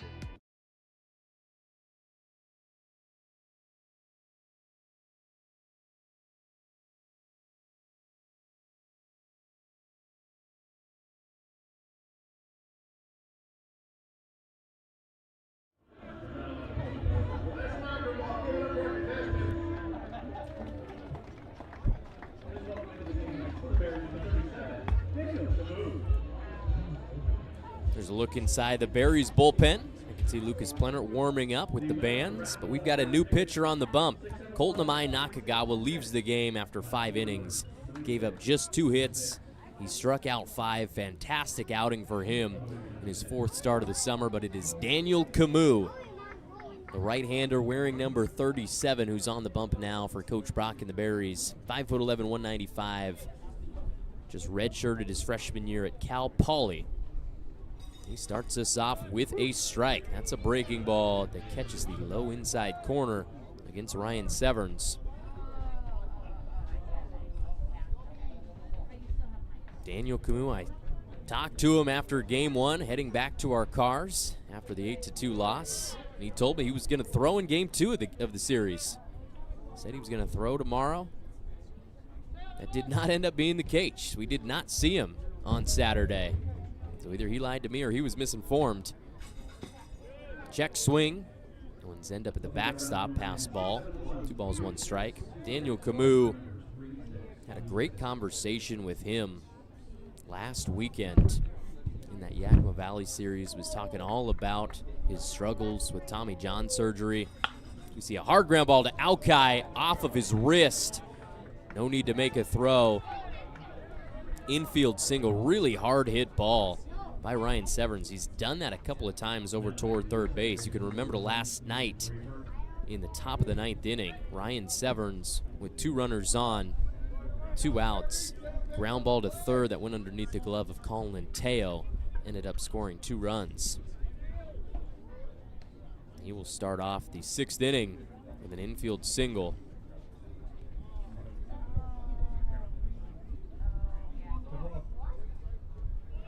There's a feint toward second base by Severns. Kind of 2 gallops. Camus going to step off and get back in there. Daniel Camus had Tommy John surgery before his junior year of high school baseball. Didn't play for 21 months. His first appearance back was here for the Berries. That first game that we saw him, crazy night. It was game 3 against Bend. June 4th. A Thursday game. He came in the 7th inning after driving up from Southern California 14 hours. Daniel Camus ended up throwing 2 innings. And it was the wild ending against the Elks.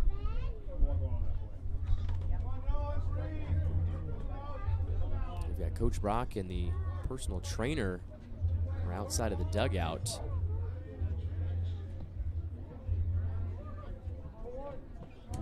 Not sure who they were looking at. It's an 0-1 count. Camus on the rubber. No outs, runner on second for the Knights. It's Ian Draper in the box. He's 0 for 2 with 2 ground outs to third base. Here's Camus. Curveball, low and out.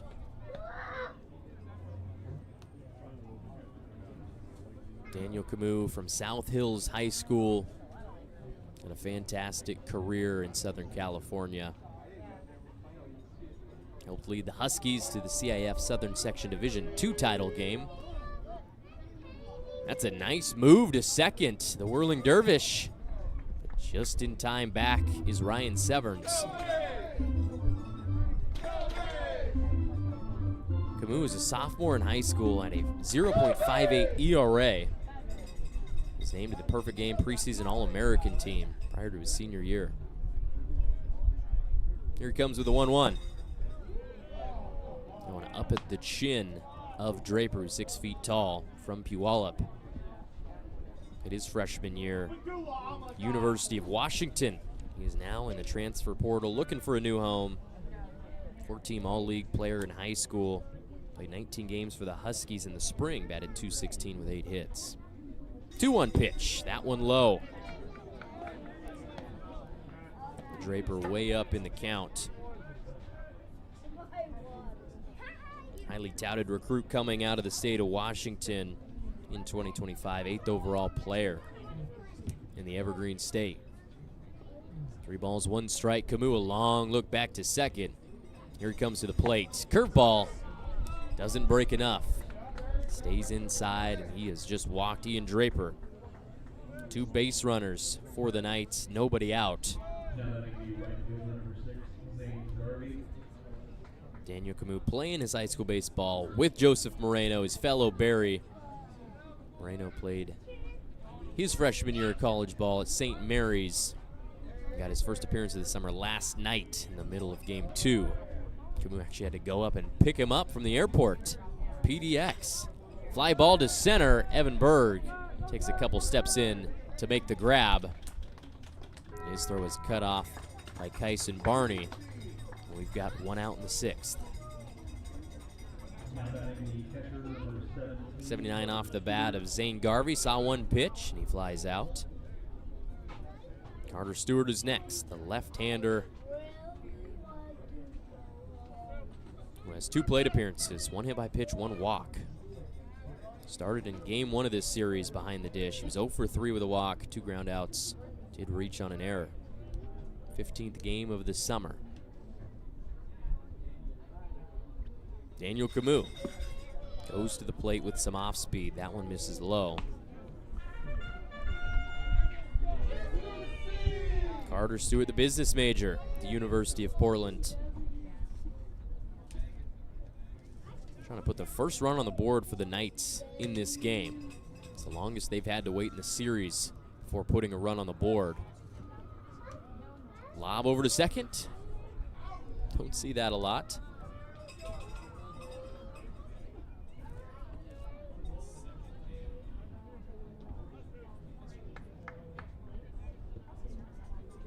One ball, no strikes to Stewart.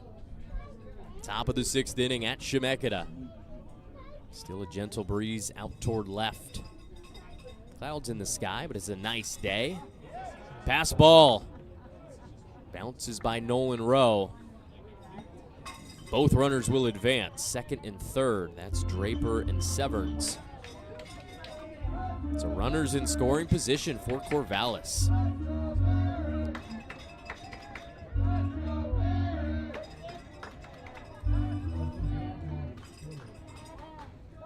2-0 count for Stewart on the season. 12 hits, 2 of them doubles, 2 of them triples, 10 RBIs. Batting .261. A little behind the 87-mile-per-hour fastball.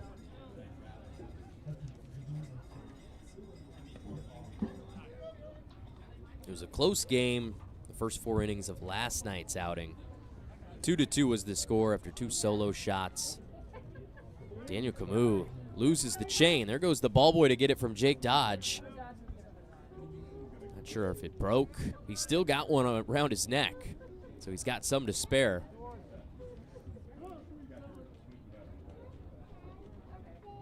Counts 2-1. There goes Camus. Fastball stays up and out. 3 balls, 1 strike. Jake Dodge wearing number 39 in the Berries and cream jerseys. Don't know what happened to his number 20 jersey. Gonna have to ask him after the game. Playing great first base as always. Made that nice diving play on the ground ball a couple innings ago. Fastball popped up into the air. Shallow right center. It's Cale Barney. No, Evan Berg calls him off. Throw home is cut off by Dodge. Everybody stays put on the bases. The Berries have done a good job getting back to 2 outs. 2 fly balls to center field in the last 2 at-bats. Gives us 2 outs and 2 runners on to Maverick Russell, the UCLA Bruin. Muscle memory makes me want to say a Pac-12 baseball player. I'm going to settle with Big Ten. It feels wrong. I can remember last week talking to Harmon Johnson, the Yakima Valley Pippins broadcaster, about the Big Ten and how weird it is. Nebraska has to go to New Jersey to play Rutgers and LA to play UCLA and USC, and they're both conference trips. Really weird. That's the world of college sports that we live in. 1-0 count for Russell, redshirted at UCLA. He'll pop one up out of play over toward the picnic deck. Right behind it, in front of the fun zone. Still up and inflated.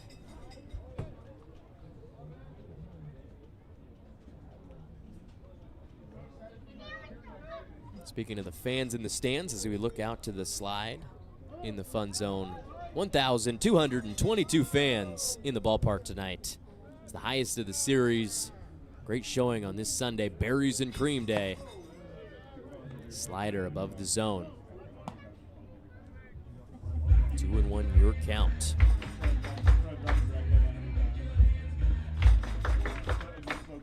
Berries trying to fight off the sweep. Lost the first 2 games of this series. The loss would move them down to 11-15.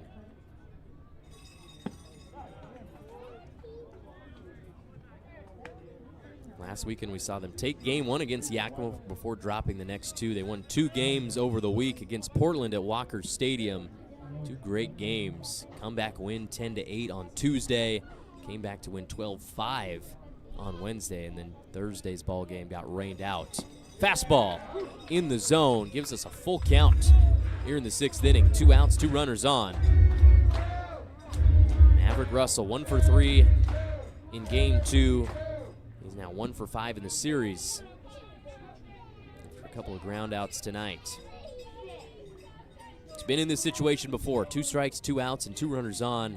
Came through yesterday. Fly ball over toward left. Matthew Major has to go back to get it. It's over his head, bouncing to the wall. 2 runs will score. And Maverick Russell has done it again. 2 out, 2-run double in the top of the 6th. The Knights are now on the board. Both Ryan Severns and Ian Draper cross home plate. They have cut the lead in half. 4-2, 89 off the bat of Maverick Russell. He did it to the opposite side again. It just kept floating. Got help from the winds. Rolled up against the Planet Fitness sign before Major could get to it. Maverick Russell, clutch player. Now 4 RBIs on the series, 2 hits. There's one hit high into the air to the same spot. Left center field, off the wall. They're going to trade places. Joey Marasco. Fist bump, thumps his chest, hypes up his dugout. 2 consecutive doubles for the Knights. Flipped the script in this game. It's a 1-run ball game now in the top of the 6th inning. This one 96 off the bat. Fastball right down the pipe. Marasco got around on it. Halfway up the wall in left center field.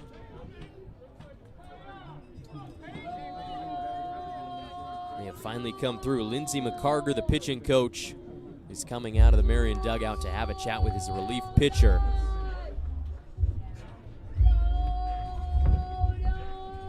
Two outs, runner on second. Take this time to shout out the Marion Berries coaching staff. And for his second year, Coach Tucker Brock, the head man. First ever coach in the Berries history. 2 familiar guys on the staff with him. Kevin Moppet, who's been coaching first base. And Lindsey McCarger, the pitching coach, moving up after Dan Worthen has left the staff on a full-time basis. He's made a couple appearances here at the ballpark this summer, coming down from Portland. But the new guy, Logan Hatley, who's also the pitching coach at Western Oregon University in Monmouth. He's the 4th man on Brock's staff. For the Knights, it's Brooke Knight, 18th season, over 770 wins. His pitching coach is Bo Kearns in his 6th year in Corvallis. Spencer Scott, the assistant coach.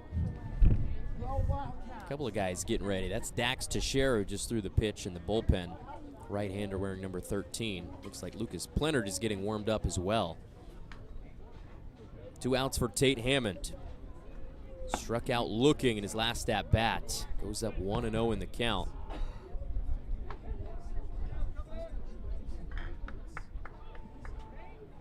Hammond's 11th game of the summer. Came in batting 148 with 4 hits and 5 RBIs.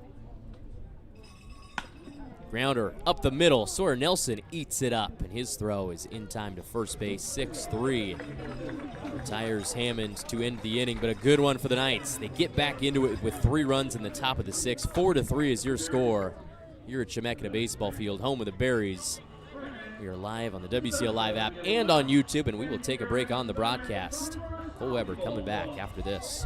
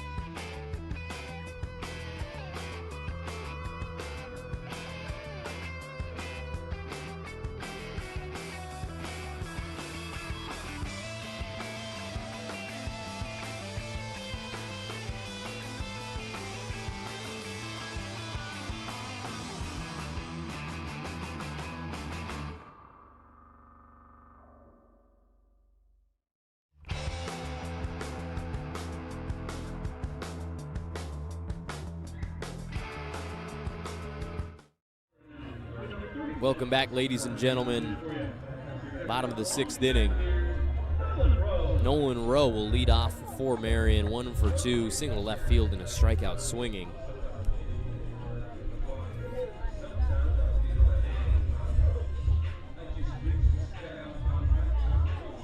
Playing his college baseball at the University of Washington. His mother, Jennifer, also an alumni for the Huskies. Had to appear in 1 game for Washington in 2026. Sat behind a bunch of old catchers. He's going to line one out to left. Another leadoff single for him. And Nolan Rowe, 4 hits in the series, all 4 of them singles. It's really come through at the plate. This guy's got a bat on his shoulder.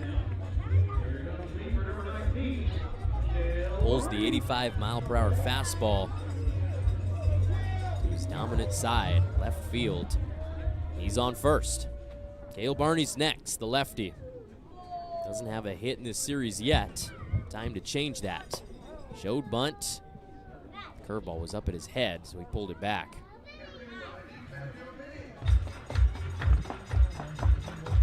Cale from Nolensville, Tennessee. Played baseball and basketball at Nolensville High School for the Knights. All district in both.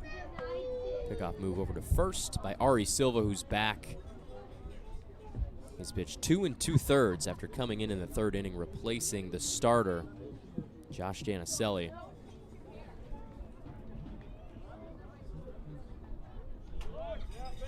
Bunt laid down, but it's foul by Cale. Tried too hard to place it.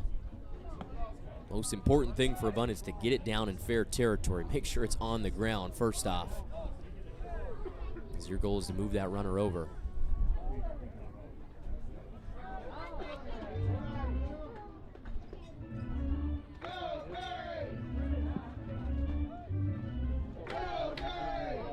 Nolan Rowe is on second base. I'm not sure what happened, if they called a balk or what, but he's on second base.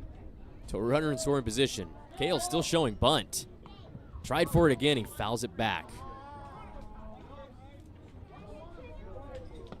Another rule for bunting, never change the angle of your bat, always the elevation. Keep that angle the same.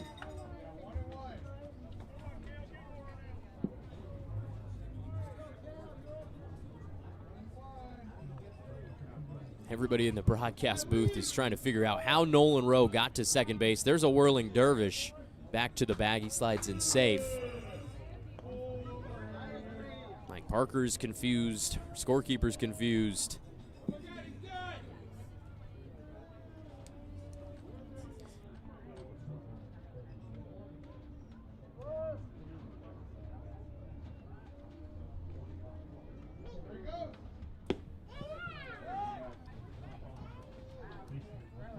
And we only see one strike on the board. We saw 2 foul bunts by Barney.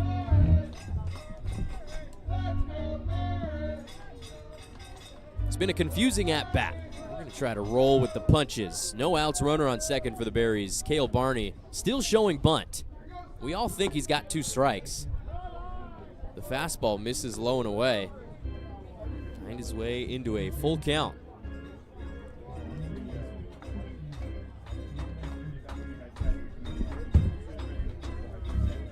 Our home plate umpire just made the signal, 3-1 count. And he tries for the bunt. There's another foul bunt. So we've seen 3 in this at-bat, but only 2 have counted.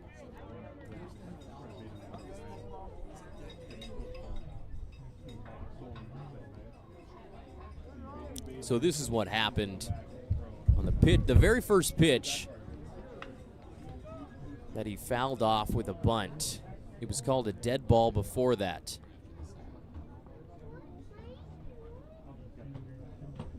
Full count, nobody out. Here comes Silva with a payoff pitch. Swung on and missed. So after all that, Barney's got to go back to the dugout. So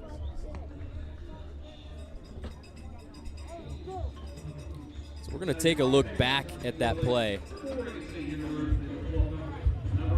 So Nolan Rowe is going back to first base, and the bases umpire says, no, get your butt back over here. You're on second, my friend. So it must have been some sort of balk or pitch clock violation, whatever it is. They put Nolan Rowe on second. We thank him for that. There's 1 out and a runner in scoring position for Marion after the swing and a miss by Cale Barney.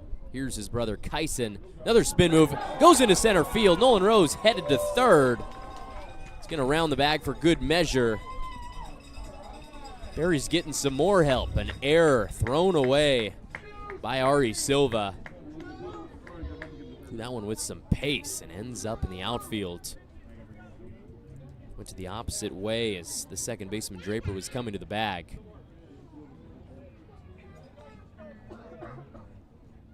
Knights cutting the run again. They've brought the infield up right off of the green. Breaking balls up and out of the zone to Kyson. 1 for 2. First pitch he saw in the 4th inning. He lined that one through the left side for a single. Came in batting .229 on the summer with 8 hits and 12 RBIs. Pops one up into the air to the right field side. Drops down in foul territory. Right on the other side of the fence of a couple of fans at the picnic deck. Look but don't touch. Even count for Kyson.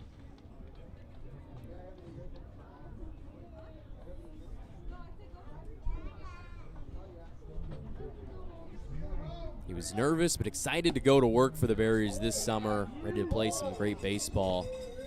He's also ready for a very heavy workload, playing a bunch of games this summer and then trying to play as much as he can for Oregon State as a freshman.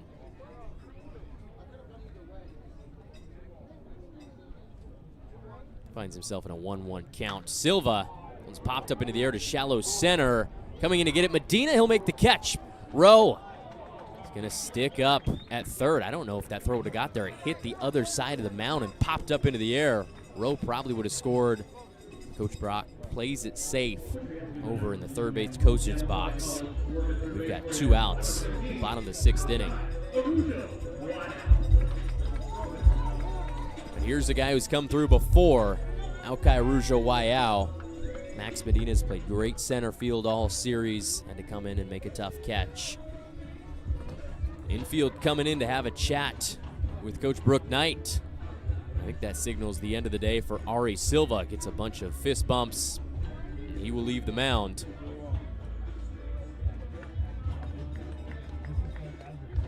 Thought I saw somebody coming toward the gate. I think they're having trouble with the gate. Locked in there. Looks like number 4, Matthew Kazdurka. If you recognize that name, it's because he's a former Berry.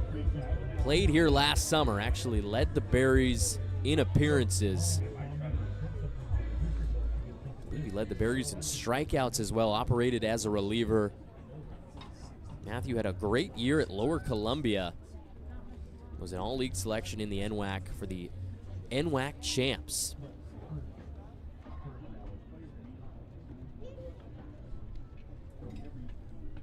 The 5'10", 205-pound righty. Leaving Lower Columbia, committed to Western Kentucky. Going to be a hilltopper. From Boring, Oregon. Pitched 17 games for the Red Devils in the spring. 0.89 ERA. Relief appearances, 2-0 record, 11 saves. He's been their closer for 2 straight years, 24 saves total. Across his 2 seasons, 0.98 ERA. He earned the D1 spot. He's coming in to face his former team. Jumped ship from Marion to Corvallis. 2 outs, runner on third. He's going to face off against his former teammate Alkai Arujo-Wayao. Both those guys played a bunch of games for the Berries in 2025 to help them get to the playoffs in their inaugural season.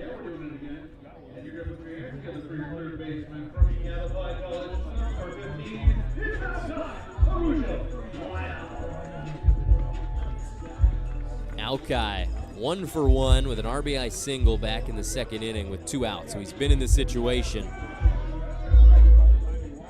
Drove in Nolan Rowe in the 2nd inning. Laid down a sac bunt in the 4th. He's got to come through here. First pitch to Kazdurka. It's a breaking ball above the zone. 1-0 count.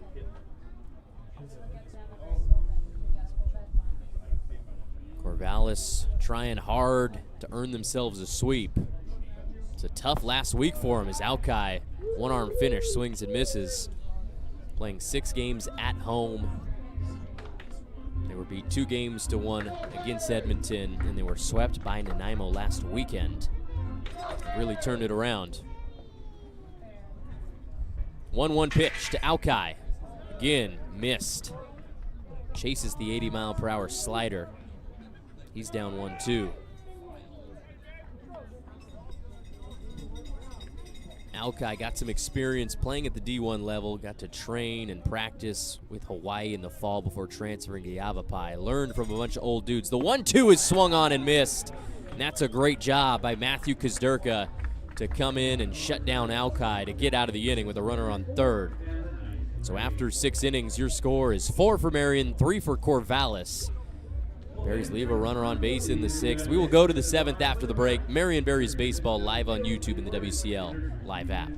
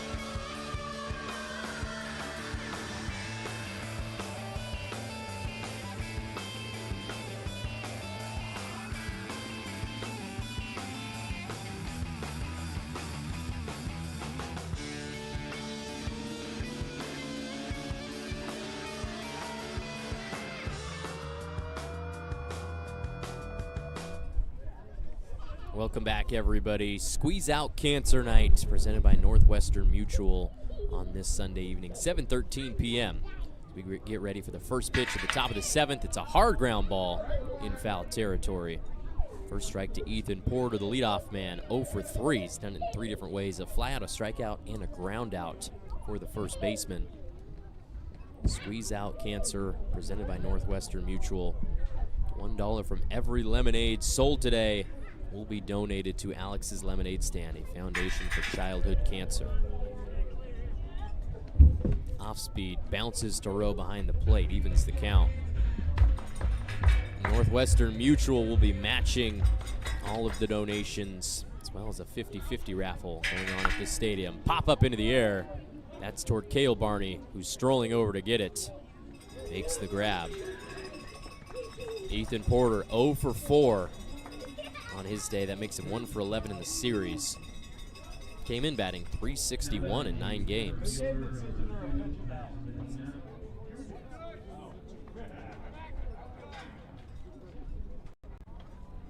Berries and Cream Sunday in Game 3 of this series. 12th all-time between the Corvallis Knights and the Marion Berries. Off speed from Camus is way outside to Max Medina. These two teams have played now 4 times at Chemeketa. As we see another pop-up, I think it's going to stay in fair territory. Nolan Rowe going to get it. He'll make the grab by the Knights on deck circle. How about that? We've got 2 outs quickly in the top of the 7th.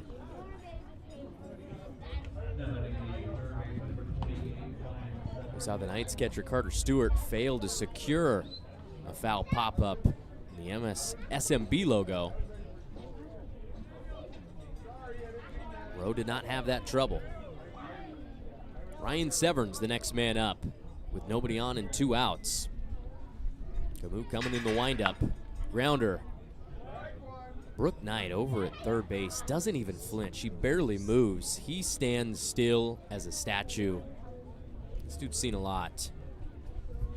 Played football at Oregon State, baseball as well.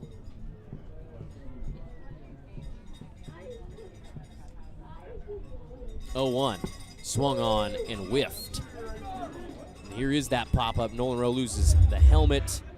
Over toward the on-deck circle, he makes the grab. Showing off the range from behind the plate. Had to go a long way. Took a banana path over to get it. Counts 0-2 with 2 outs. Here comes Camus. The pitch. Severn's definitely thought about it, but left it outside. That's a fantastic 2-strike pitch by Camus. Nothing that any hitter can get their bat on with much power. One that would be tough to make contact with anyway. And there's another one in the dirt to even the count. Deuces are wild, I believe, for the first time tonight. 2 balls, 2 strikes, 2 outs.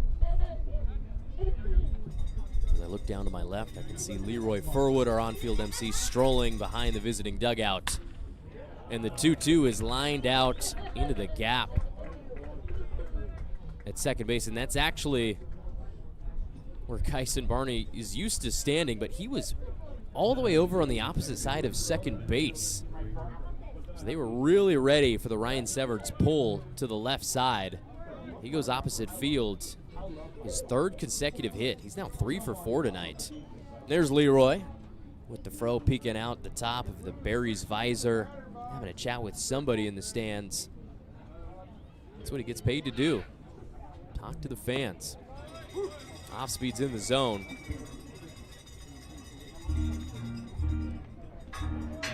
Leroy, a big fan of the Marion Berry Lemonade, which is being used tonight to help support the efforts against childhood cancer. 0-1 count.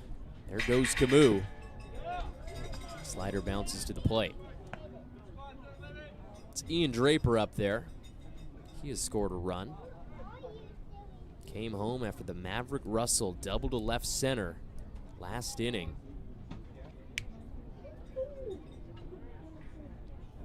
Camus throw over to first. Severns is back safe. There's one of our color-changing cups you can get here at the ballpark. We talked about it in one of our promotional videos. If you buy a promo cup, keep it for the rest of the summer. Get discounted lemonade.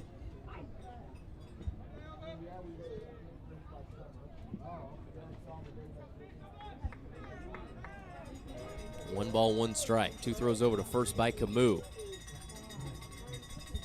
Here's his offering as Severns goes to second. That's a fly ball. I think Matthew Major lost it. Yep, it's over his head and one hop the wall. Coming home to score is Ryan Severns. I don't think Matthew Major ever saw that one until the very end. Another double and an RBI for the Knights. It's Ian Draper, the culprit this time, and he's just tied up the ball game in the 7th inning.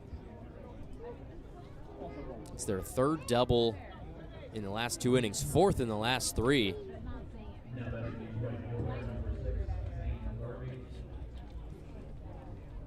Tie ball game 4-4. That will do it for Daniel Camus as Coach Tucker Brock comes out of the dugout, makes the point to the bullpen. Let's see who it is. Dax Teixeira got out quickly, and he's already almost to the bump. Hustling over.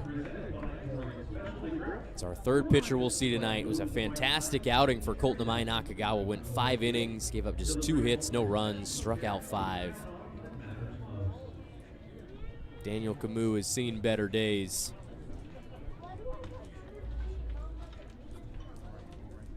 We will take a break here on the broadcast. Let Dax Teixeira get warmed up for 2 outs and a runner on second here in the 7th inning. Berries Baseball live on YouTube and the WCL live app.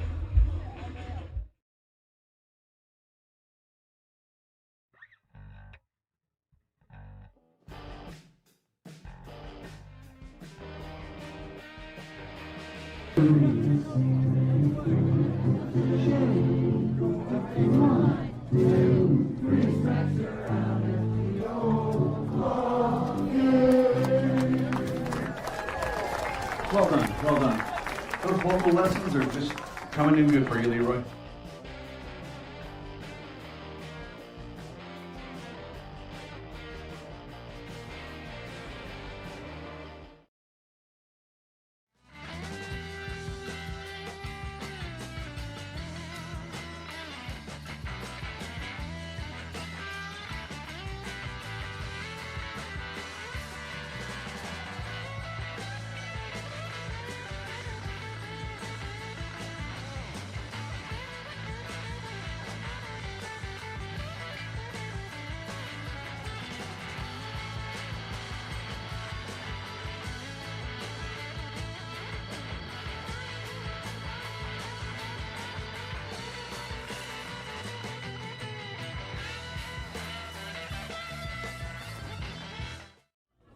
Talking between the break about these Corvallis Knights hitters, we mentioned 2 home runs on the season as a team, which is by far the lowest in the West Coast League, but they're coming through with doubles. And for the evening, 5 of them, 5 extra base hits. Dax Teixeira's first pitch is a fastball above the zone. Teixeira, graduate of Beaverton High School, north of here, back in 2025. 7th-ranked right-hand pitcher out of the state of Oregon. Pitch for Lynn Benton in the spring, and there's a fastball that finds the zone. Against Zane Garvey. Garvey's 0 for 3. He's struck out, grounded out, and flown out to center field in the last inning. Offers at the 1-1, but it's Kyson who'll come up to get it, and the throw is going to be to Teixeira at first, who steps on the bag. There were PFPs before the game. That was some great work, because that's the exact type of play they were working on. Pitchers covering the bag, and they will get the out to end the inning. But in the last 2, Corvallis has scored 4 to even up the ball game, 4 apiece for these 2 squads in Game 3 of this series. Go to the bottom half of the second after the break. Berries Baseball live on YouTube and the WCL live app.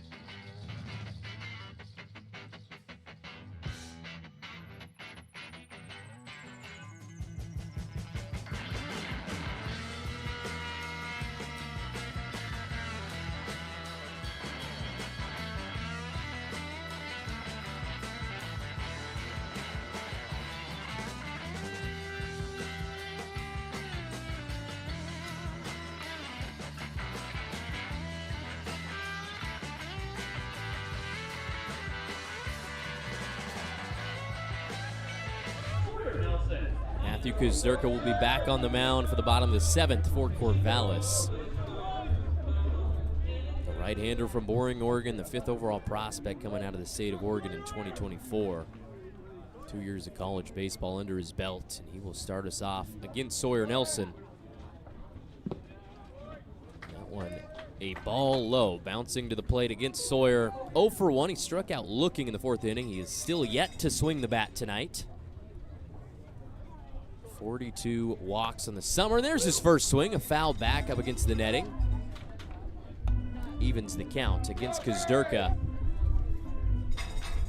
Sawyer Nelson 6 walks away from the WCL single season record. That would tie it with Tanner Griffith, who had 48 back in 2024 for the Portland Pickles. They were the champions that year.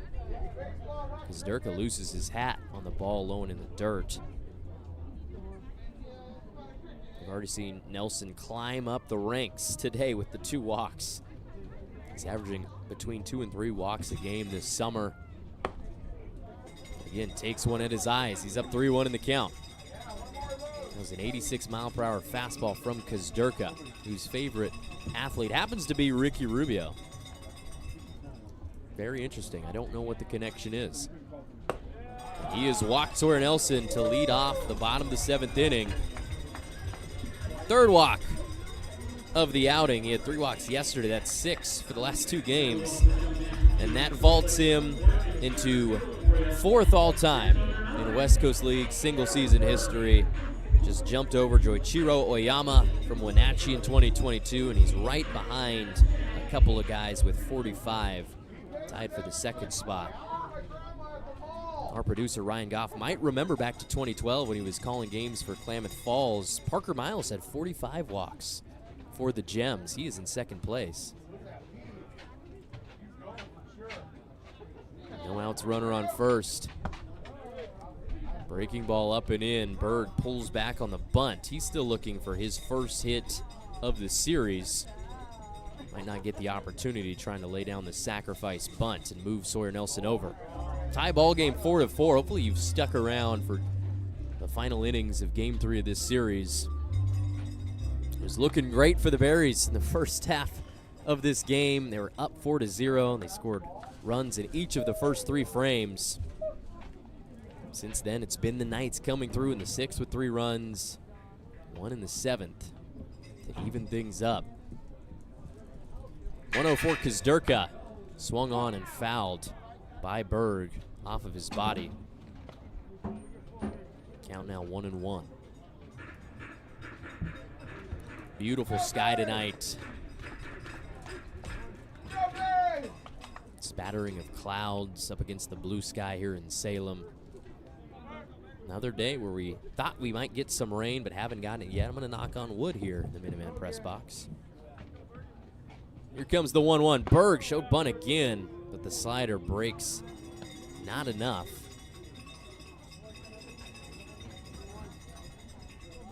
Two and 1 year count. There's a look around the ballpark. 1,222 people decided to come out and support the Berries on this Berries and Cream Sunday. Doesn't look like it as Berries doing something behind home plate.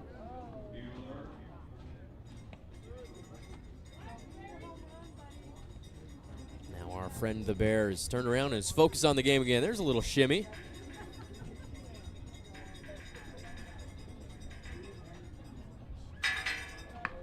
And there's a bunt down the 3rd baseline. Evan Berg trying to make it a close play at first.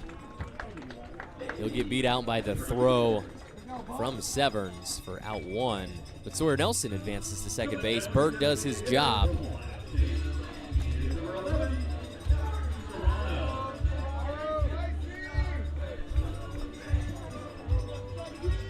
There's the bunt rolling down a couple inches in fair territory. Berg's got speed, but not enough to beat the throw. No better guy to have with a runner in scoring position than Martin Serrano. But he's going to have to wait at least a couple of moments as Bo Kearns, the pitching coach, comes out of the dugout to have a chat with Kuzderka. Bo Kearns in his 6th season with Corvallis. Played college baseball at Lewis and Clark State College over in Idaho. 2015 NAIA National Champions. He was actually MVP of the NAIA World Series.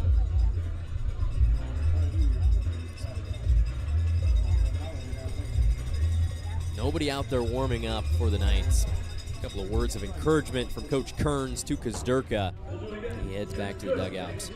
Definitely not warming up. Maybe some stretching going on.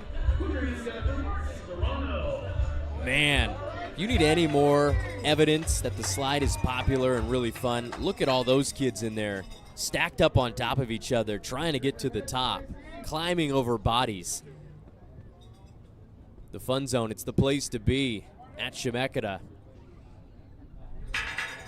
Kazdurka to Serrano, he's way out in front of the breaking ball. 1 for 3 in the game. Might remember that triple to right field back in the 3rd inning. He ended up scoring after the Jake Dodge double.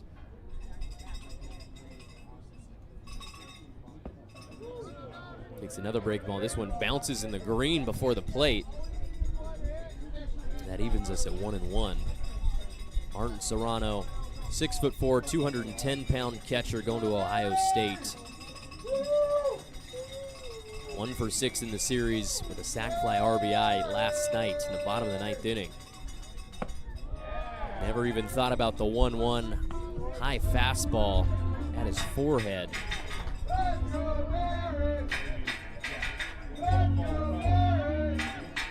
19th game of the summer for Martin. 5 home runs, 29 RBIs. And his first triple of the season tonight off the Kettlebrand sign in right field over the glove of Zane Garvey. Counts down 2-2. Has to fend things away. Here comes Kazdurka. Payoff pitch is up and out. Full count to Serrano. Tied for second in the WCL in runs batted in. Just behind JT Summers of the Ridgefield Raptors, who are in first in the entire WCL 19-7 record. Kazdurka to the dish. 3-2 pitch. Bounces. Martin Serrano, a good at-bat, draws a walk. And that's how both base runners have gotten on. Nelson and Serrano.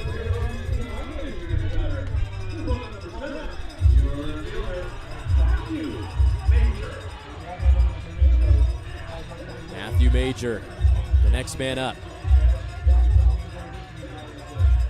Somebody at some point in this series has to come through with runners in scoring position for Marion. Haven't been doing it well the first 2 games. Been better tonight. Major evidenced 2-run home run in the first inning. Comes from a family where his father, Marvin, played college football in Lexington, Kentucky. He's gonna hit a ground ball to second. They're gonna try to turn 2. Play's gonna be close over at first, and they're gonna get him. That's a huge defensive play. 4-6-3. Draper, Morosco, Porter. That's the sequence to get Major out at first. They get the second and thirds out of the inning. Marion can't capitalize with 2 runners on. 77 off the bat of Major. That will do it. 7 innings in the books. 4-4 is your score. We will go to a break on the broadcast. Marion Berries Baseball live on YouTube and the WCL live app.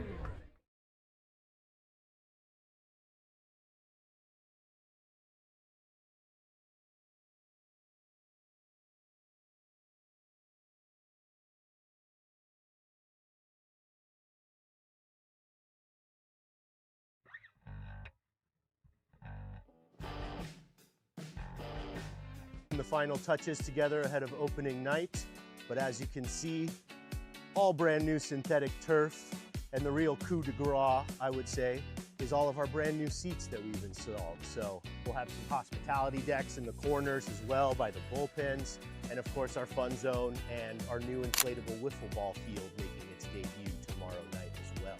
And we also purchased a new smoker for our new barbecue concession stand, so we'll have tri-tip sandwiches, brisket sandwiches, barbecue pulled pork as well, and expanding off of our award-winning Marion Berry barbecue sauce. We're going to be having our first fireworks night on the 3rd of July. here at the ballpark. And then on July 17th, we're also going to be doing a drone show for all the fans. Check out our promo schedule. Every single night there's something different going on, something different and unique for families.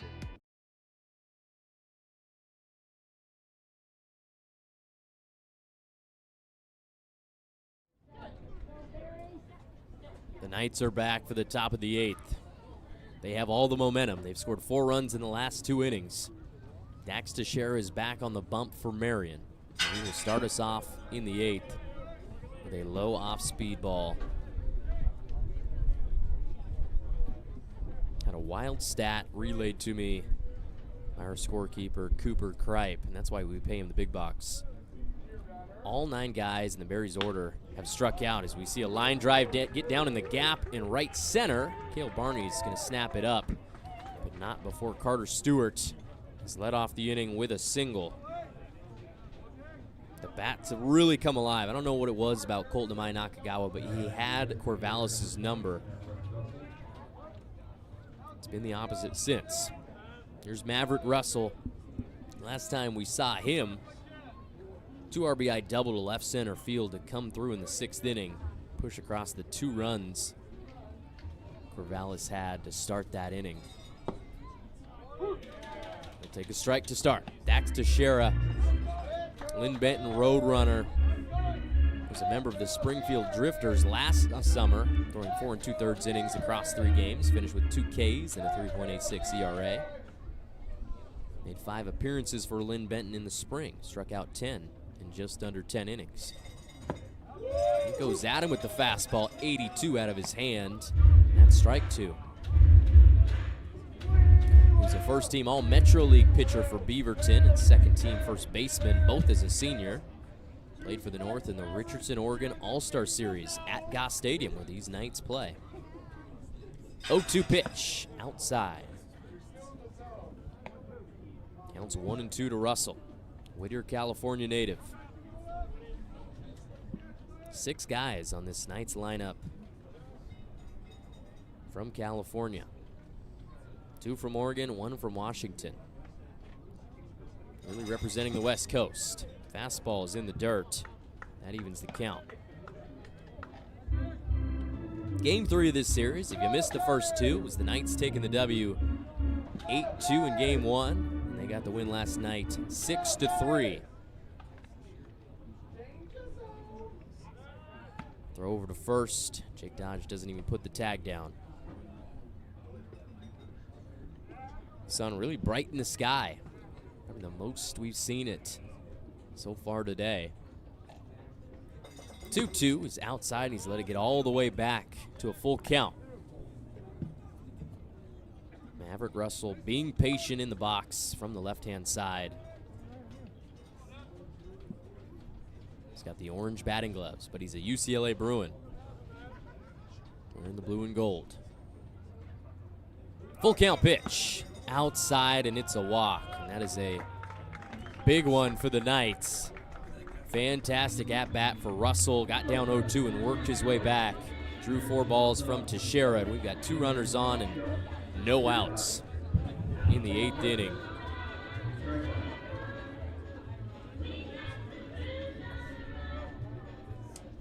Joey Morosco, last 2 times he's been up, 2 doubles and an RBI. He was your beer batter tonight. Second time of the series. Gonna try for the bunt. Bounce back behind him. Morosco was the beer batter in game 1. He ended up going 2 for 4 with a single and a triple with 2 RBIs. Yesterday, as just a normal, regular batter, didn't have any implications for the numbers of beers sold here at the ballpark. He went 0 for 4. So there's just something about the fans cheering against him. Really tunes him up. 0-1 pitch is offered at. Fouled back toward Bobby Merwin, our public address announcer, up on the roof to our right. Morosco down 0-2 from Livermore, California. Had a 257 for George Fox in the spring. NWC Rookie of the Year. The beer chants are going. 0-2 pitch popped up into the air. Will it stay in play? No, it hits the netting and comes down.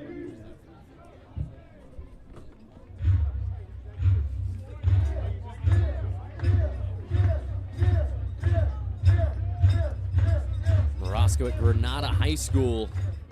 Was a NorCal state champion. Also multi-time all-league selection at GHS. An inch short of 6 feet tall, 180 pounds, awaits the 0-2. Off the foot of Teixeira, it ends up in center field. Coming home to score is Carter Stewart. The throw home, pretty good, but not in time. And that's really tough. 94 off the bat of Marosco, and this guy is having himself a day. 3 for 4, 2 doubles, a single, and 2 RBIs. And he has just given the Knights their first lead of the evening. I think it went off the heel of Teixeira up the middle. Came right back at him hard. Still no outs in the top of the 8th inning. The script has been flipped. It was all Berries early in this game. I swear it. I was here. State Hammond now. They've brought the corners in. Dodge and Alki. Thinking they're probably going to see a bunt. They were correct. That one's foul. Big hop, and it spins back toward the on-deck circle. State Hammond does not have a hit tonight. 2 ground outs and a strikeout looking. Committed to play baseball at UCLA. There's the bunt. Push one. Over toward his dugout again. Foul bunt. Not great bunting tonight for either. There's Lucas Plennard in the bullpen. Getting warmed up. And the main closer for the Berries this summer after starting for them last year. It's moved into a new role. Done it well. 0-2 from Teixeira. Pop-up is high in the air over toward the fun zone, which is being deflated. Squeeze out Cancer Night. There it is. You can see it. It's not because of the weight of kids bringing it down. Count still 0-2. Teixeira to the plate. Pitch out. Misses the zone. Berries and Cream Sunday. We can take a look ahead at what these two teams have coming up on the schedule after the culmination of this series. But the 1-2 first. Another foul ball by Hammond. Corvallis has 6 home games coming up over the next week. 3 at home against the Portland Pickles on Tuesday, Wednesday, Thursday, and 3 next weekend hosting the Springfield Drifters. Teixeira look back to second, and here he comes. Payoff pitch way outside. He can't let another guy get away with an 0-2 count. He's been ahead multiple different batters, and he's let them slip through his fingers. Following 6 games at home, Corvallis will be on the road for 6 games 2 weeks from now against the very same opponents. At Walker Stadium in Portland and then at Springfield. Pop-up, foul territory again, another foul ball. I can safely say Tate Hammond doing the Bee Gees proud.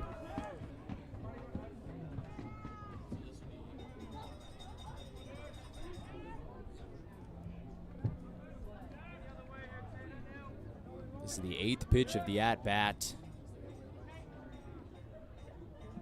2 balls, 2 strikes, no outs, 2 runners on for the Knights in the top of the 8th inning, already with a run on the board. Teixeira, deep breath, and he heads to the plate. It's low. Maverick Russell, who is on second base, it was the same exact situation, was down 0-2, and he waited and worked his way back into a walk. Full count pitch from Teixeira. Grounder to the 4-hole. It's Barney coming over to get it. He's just got to go to first with it. So the same thing as a sac bunt, which is what Hammond was trying for to start the at-bat. Ends up moving the runners over with a ball to the right side, but out number 1 for the Berries. And Tucker Brock is going to come yank Dax Teixeira.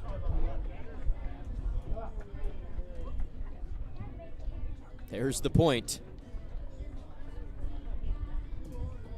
Lucas Plennard is our next Berry.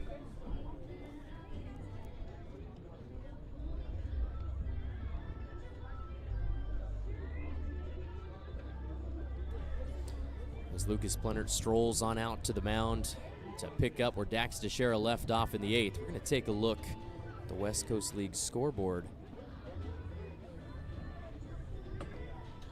Game postponed up in Alberta. Edmonton and Port Angeles didn't get to play to finish off that series. Kamloops beating Nanaimo in the North Division matchup. Two really important games in the North Division. Bellingham against Victoria, they get the win, 10-2. They're waiting to see what Wenatchee can do against Walla Walla. If they can get the win tonight, both teams will finish with the same record in the first half of play, so it comes down to the tiebreaker. I'll have to go take a look at who has that tiebreaker. Big up on the mound for your Berries now. Number 16, Lucas. And it is the Wenatchee Apple Sox, so a win tonight would secure them a playoff spot.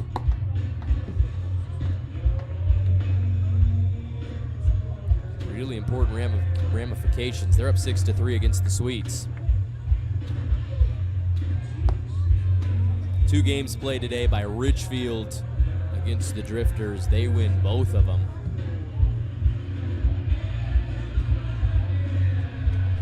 Raptors now 20-7. Fantastic first half. That's a really good squad. We've seen that lineup. They smash. Springfield on the opposite end of the spectrum. They're 6-18. They've lost 5 in a row.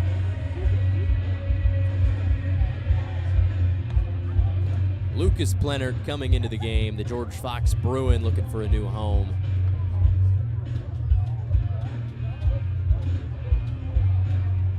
Two and 2 with a 4.23 ERA in 2025 for the Berries with 25 Ks. Started all 11 games. He pitched for the Bruins in the spring, going 4-4 with a 5.80 ERA, 77 strikeouts.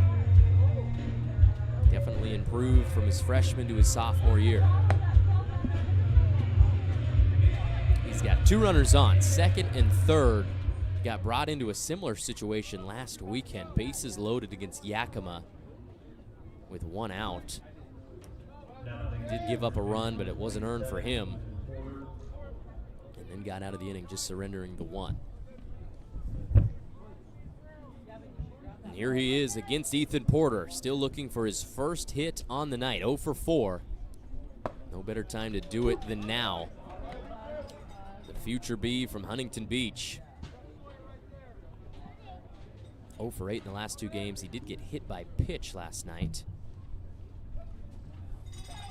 Offers at the 0-1 and fouls it back.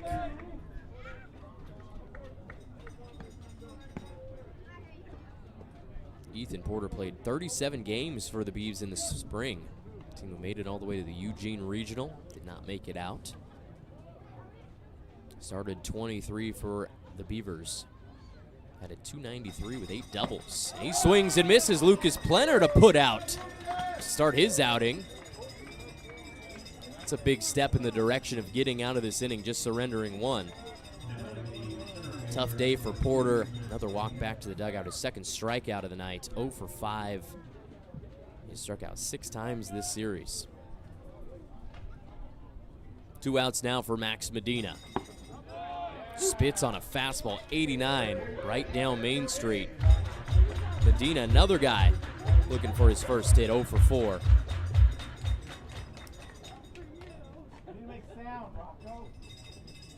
Came in with 8 RBIs on the season, pops 1 up. Alki is going to give a run over toward the fence, but it drops behind the bleachers down the third baseline. Lucas Plenert, sign of a good pitcher, getting ahead in the count early. 0-2, second consecutive batter. Let's see if he goes after him. Nice head of lettuce popping out the back of his berries and cream cap. 0-2 pitch, outside. 91 from Plenert.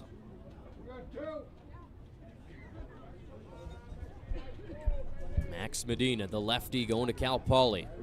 In his first taste of college baseball here in the summer. The 1-2 is flown out to left center. Evan Burr giving chase, and he will squeeze it. Matthew Major got out of the way at the last second. That's a good job by Plenert coming in and sweeping up the mess. for the Berries, getting them out of there, just surrendering the 1 run. But it is Corvallis with the lead, their first of the night, 5-4 as we go to the bottom of the 8th inning. Let's see if the Berries can answer. This is Marion Berries Baseball, live on YouTube and the WCL Live app. Coming back after the break.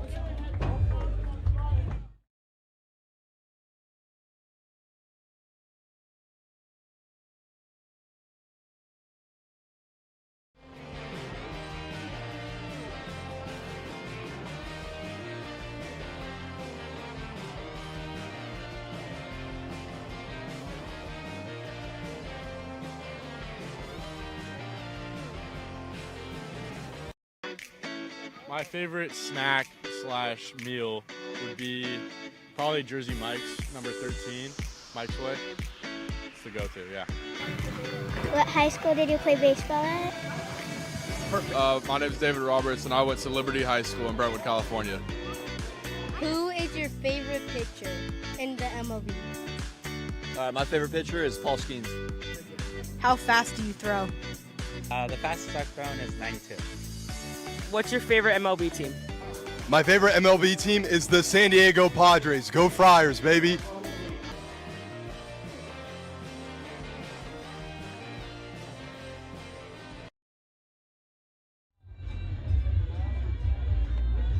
Bottom of the 8th inning for the Marion Berries, hosting the Corvallis Knights for Game 3 of the series across this weekend. June 28th, 7:50 p.m., about 2.5 hours away from first pitch. There's a new guy on the mound, a righty for Corvallis. Comes in for Matthew Kazdurka. Number 25, Arlo Pendleton. The sophomore, 6'5", 205, getting his first appearance of the summer for the Knights. 2025 graduate of Petaluma High School, playing his college baseball at Cal Poly. Has aspirations to play professional baseball, but he's multi-talented. Played the violin in the Santa Rosa Youth Symphony Orchestra.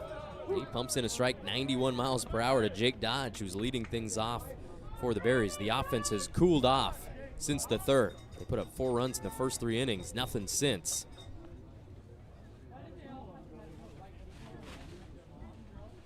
Here comes the 0-1. Grounder right back up the middle. I think Dodge broke his bat. Yep, I can see it on the handle. Carried it all the way down with him. Fallen soldier, he's going to take a gander at it.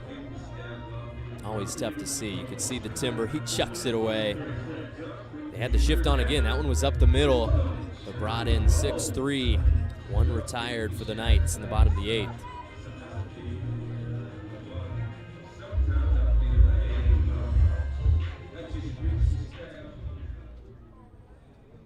Nolan Rowe is the next guy up for the Berries. 2 for 3, 2 singles to left field, and he will spit on a low outside fastball. 92 out of the hand of Pendleton. Appeared in 7 games for the Mustangs in the spring, 3.68 ERA. It's part of the team that made it to a super regional. Upset UCLA in the NCAA tournament to get out of the Los Angeles Regional. Were defeated from there. Pendleton pitched 7 1/3 in his freshman season with 5 strikeouts. 2-0 pitch is a fastball in the zone against Nolan Rowe.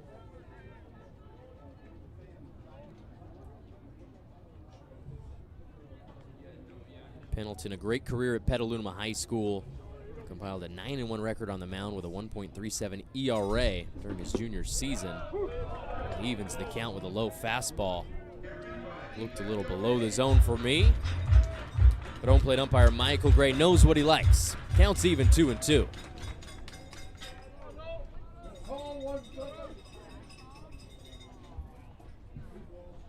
Payoff pitch coming for Pendleton. Here it is. It's outside. Pendleton majoring in biomedical engineering. He's a smart guy.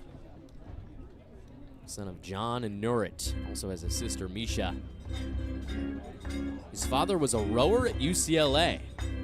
Pendleton played a role in putting down his father's alma mater in the NCAA tournament. Foul ball. Good job by Rowe to fend off another fastball. Pendleton keeps going back to it. Big old righty with the strong arm, 92 out of his hand. Full count for Rowe. This is the third time that he's led off. Hasn't led off.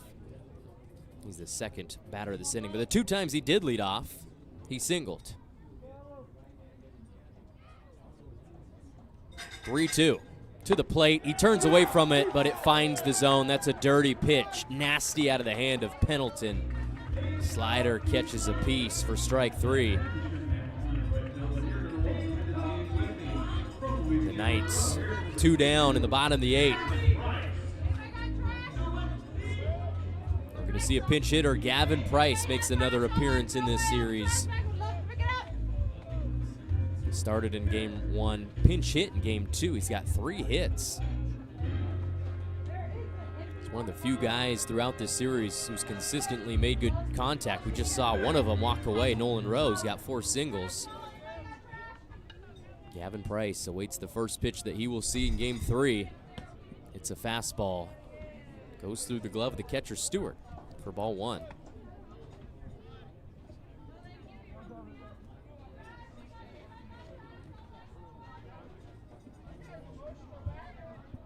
One and 0 to Gavin Price, the South Salem graduate in 2025. Just spent the last year in Louisiana Monroe.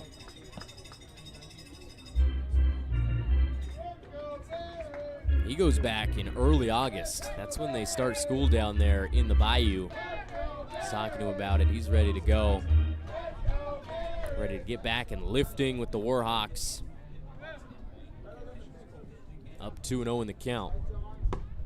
Spits on another fastball, so way ahead.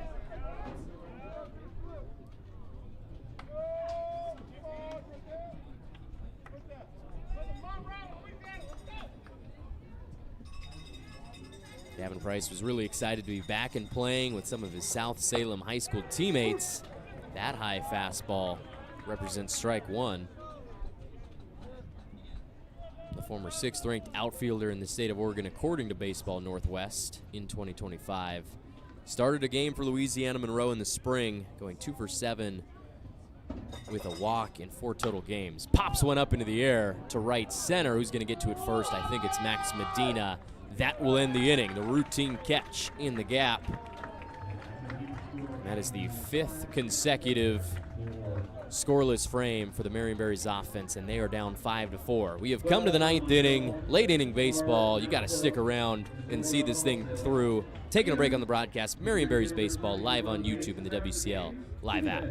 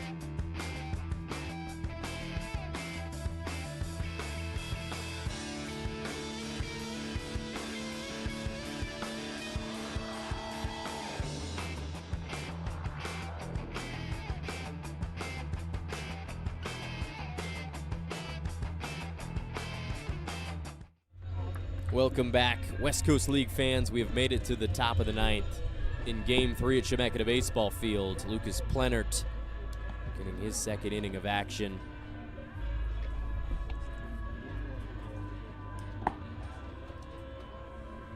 Leading off, Ryan Severns, who's been red hot. 3 for 4, a single, 2 doubles from Fontana, California. playing his college baseball for UC Santa Barbara down on the coast of California. Batted .225 for them in 21 games in the spring. 3 doubles, 9 hits, 4 RBIs. First time facing off against Plennert. And he will take a first pitch fastball low and outside for ball 1. 1-0 the count. Plennert comes set. Trying to hold this deficit to 1. Do the best that he can. Another fastball, firm, 88. Low and inside, catches the zone.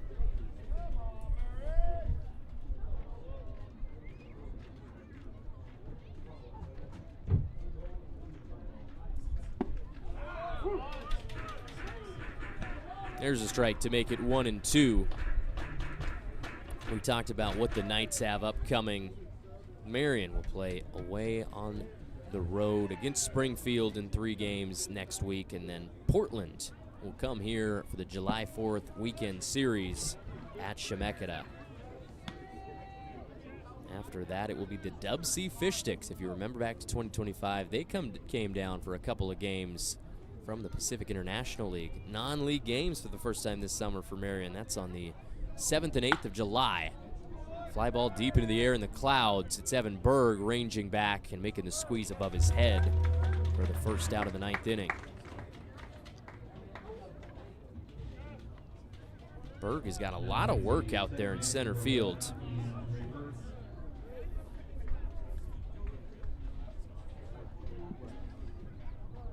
Five times he's caught fly balls, pop-ups, whatever you want to call them. Running around out there in center. First pitch, a slider to Ian Draper, just a bit outside. Draper came through with an RBI double in the 7th inning. 1 run that came through to tie the ball game. That was with 2 outs. He spits on a fastball that misses just barely inside.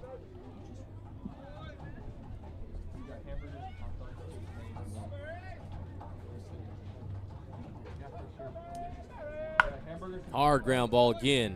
Coach Knight does not move. And I can remember back to my formative days watching the Knights at Goss Stadium. His son Briley, the MVP of the West Coast League, fantastic player, and I always thought, did they name the team after these 2 guys, the coach and their best player? I found out as I got older, no, they did not. Count now 3-1 after the inside fastball. The next thought was, did these guys pick this team because of their name? Again, that was not the case. Corvallis has been around since 1990. They started as the Aloha Knights up in Beaverton. Fly ball to right. Gavin Price is going to go back to make the catch. He came and subbed in for Cale Barney last inning. 2 away for the Berries defense in the 9th inning. Down 1 run. 2 fly balls. Zane Garvey could be the last Knight that we see at the plate for Corvallis.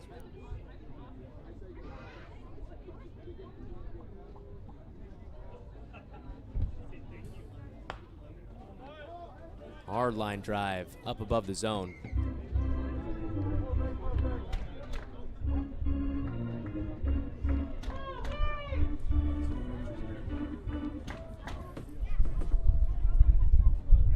Count 0-1 to Zane Garvey. 0 for 4 on the night.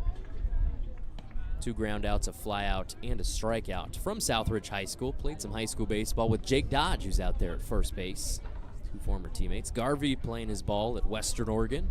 2-way player. Saw him pitch last night for Corvallis. Check swing. Yes, he did. 1 ball, 2 strikes, your count.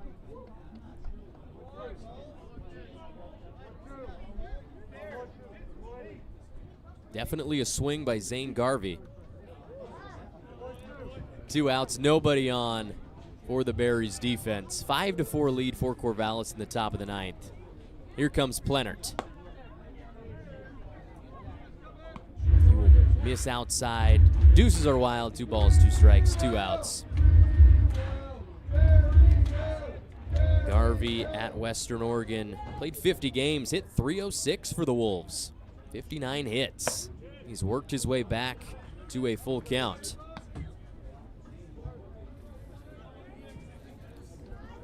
Mashed in 2 home runs and 24 RBIs for Western Oregon. Also made 7 appearances on the mound. Played 9 games for the Pickles last year. Swung on and missed. Strike number 3. Lucas Plenert gets out of the 9th inning, giving up no runs, does his job. Fantastic outing for him in relief. He's kept the deficit to 1. 5-4 Corvallis. This is the last chance for the Berries. They were up 4-0. They've given up the lead. They can get it back here. 1 run to tie, 2 to win it in the bottom of the 9th. Stay right here. We're going to take a break. Marion Berries Baseball live on YouTube and the WCL live app.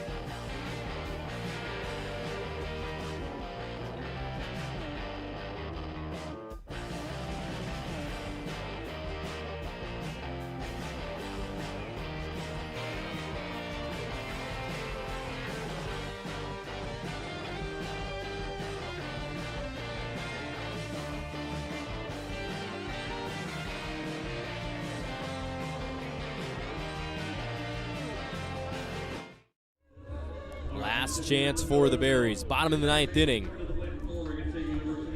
A loss would mean a sweep at the hands of the Corvallis Knights, and this is the last time they will see them this summer. The Knights will have the tiebreaker no matter what, winning the season series. They're up 4-1. 5-4 in this game. It's Kyson Barney who will lead us off. He will take a first pitch slider in the zone from Arlo Pendleton, back for his 2nd inning of action. Kyson Barney 1 for 3 with a single through the left side, also a strikeout and a flyout. Here comes the 0-1. That one's hit hard to the gap in left center. It's going to get down. Kyson Barney rounds first. He's got a single.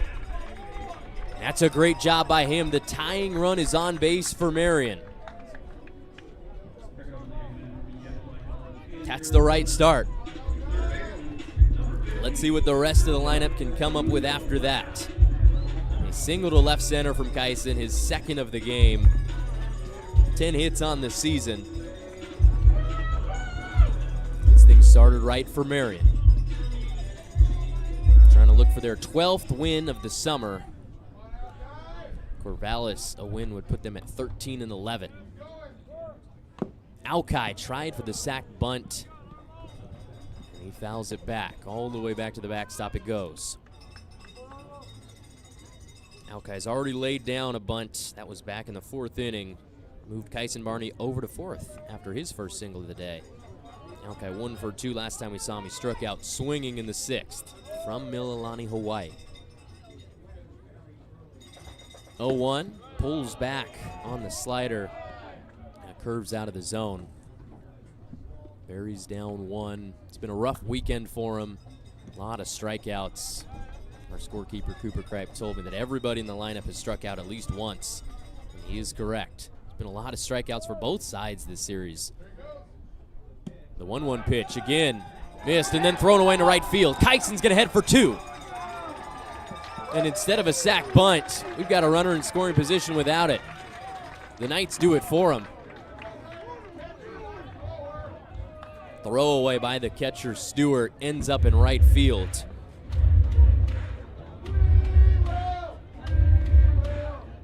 Tyson on second. Alki has already driven in a run. He's got a 2-1 count. The corners are up. Pendleton steps off.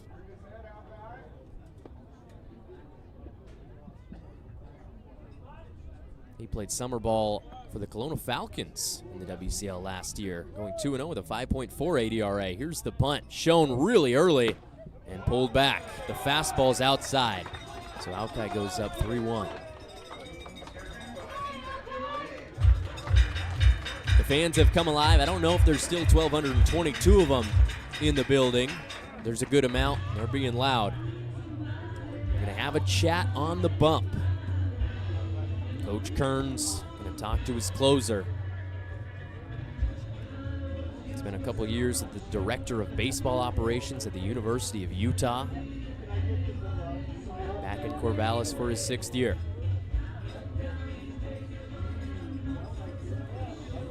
There's a lefty in the bullpen, number 33, Neil Burtis. Another incoming freshman. The southpaw standing 6'2".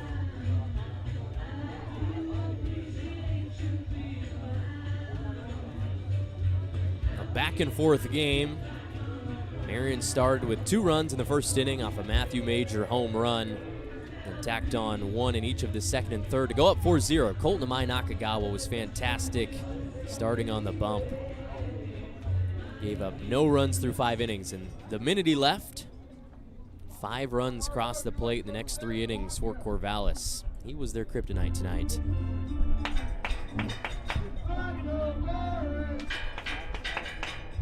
Back to the dugout goes Kearns. We got a 3-1 count with no outs and a runner on second for Alki Arujo Wayao. Showing bunt again.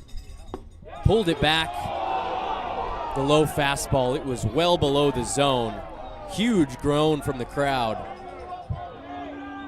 Called strike 2.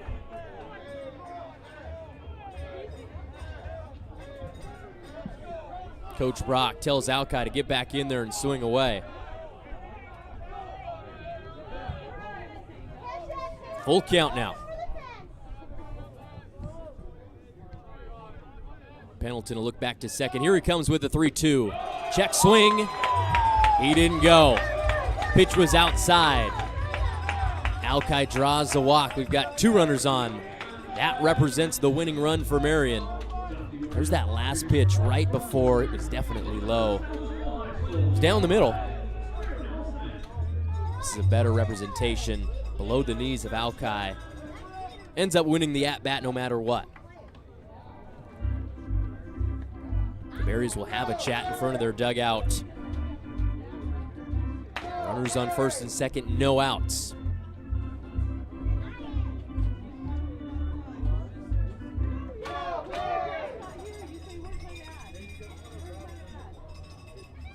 Back out to second goes Kyson Barney. And to first goes Alki. We're back to the top of the order. We're going to have to take another break first because Coach Knight is coming out, I believe, to pull Arlo Pendleton.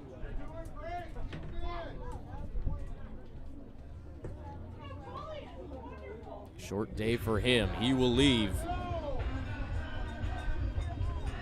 Neil Burtis.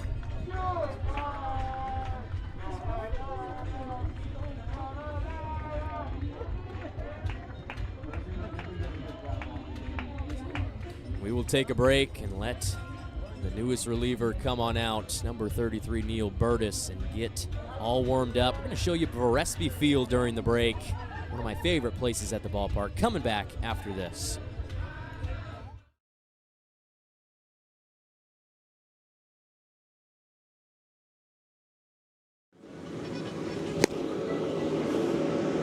Well, look at that thing go. Maybe a double. Down the third baseline here at Varespi Field. One of our newest attractions here at the ballpark.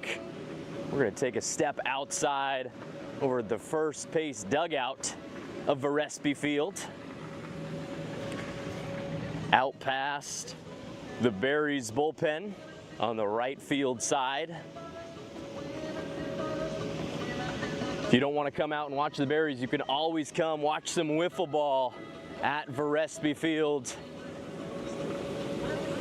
the Berries ballpark, out past the Berries bullpen. Make sure if you want to come on out, enjoy this, enjoy the game, use Berries Live promo to get a free reserved seating ticket.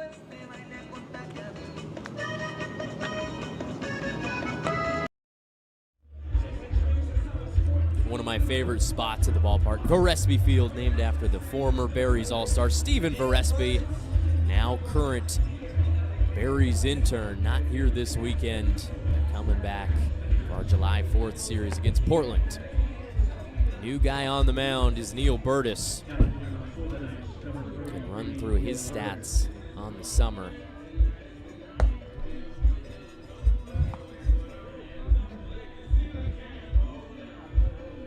If I can find him first off.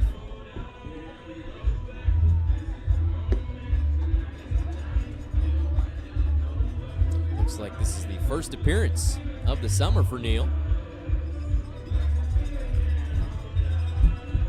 24th game of the year for Corvallis. They are 12-11. The 9-5 on the road. Road Warriors going away from Goss Stadium. Berries, we talked about their struggles at home recently. They started the season off 5-1 here at the ballpark. Since then, 1-7 at home. It's been a 4-game losing streak here in Salem, trying to end that tonight. They've got no outs and 2 runners on, first and second. Trying to stop the sweep. Want to get a win in game 3. Sawyer Nelson is back up. He's walked 3 times, 43 on the summer. Only other at-bat was a strikeout looking. Showed bunt, pulled it back, and it misses outside. It's a fastball 91 out of the hand of Burtis.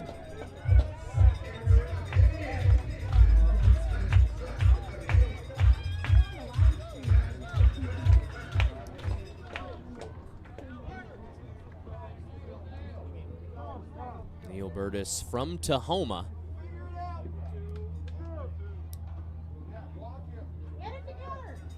Grew up in Maple Valley, Washington.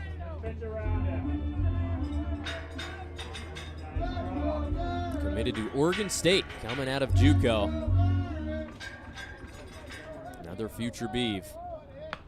There's a bunt laid down to third base. Sawyer's got some speed. Will he beat the throw? Yes, he will. Sawyer Nelson, the bunt single to load the bases. Absolutely, I love it. Perfect bunt.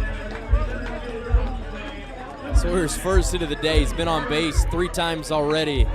Does it again. No outs for the Berries in the bottom of the 9th. Tying run is on third. Evan Berg is at the plate. All he's got to do is hit one to the outfield. We've got a tie ball game.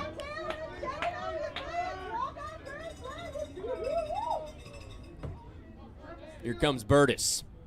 Pitch. Fouled off. It was a check swing. We have to look at that bunt one more time.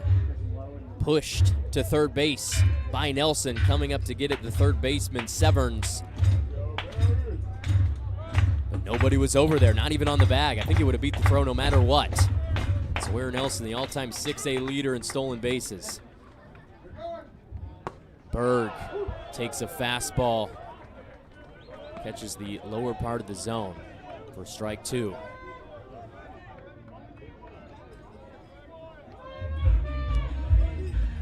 Berries trying to gain some momentum going forward in the season. This is the final game of the first half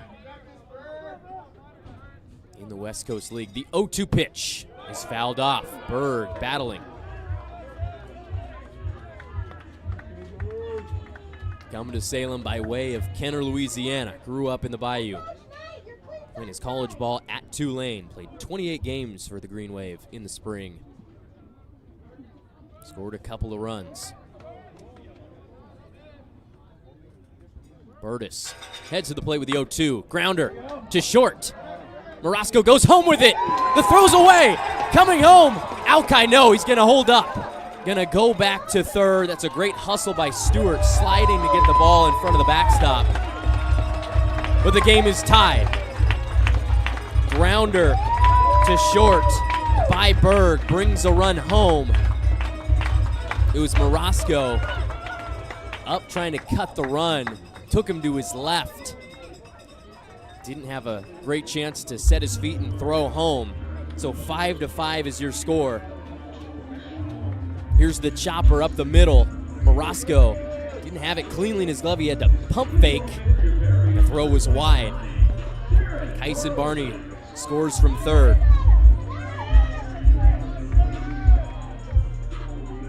The winning run is on third base. Bases are loaded. There are no outs. And this is Taryn Carlson at the plate. Pinch hitter in the most important at-bat of the game. Offers at the first pitch fastball, 93. Just a bit under it. It's fouled back. 0-1 count to Carlson from Kennewick, Washington. Just graduated from Kamaikan High School. He's going to Washington State. This is a guy who's driven in a bunch of runs. Games here at home at Chemeketa. Takes strike two.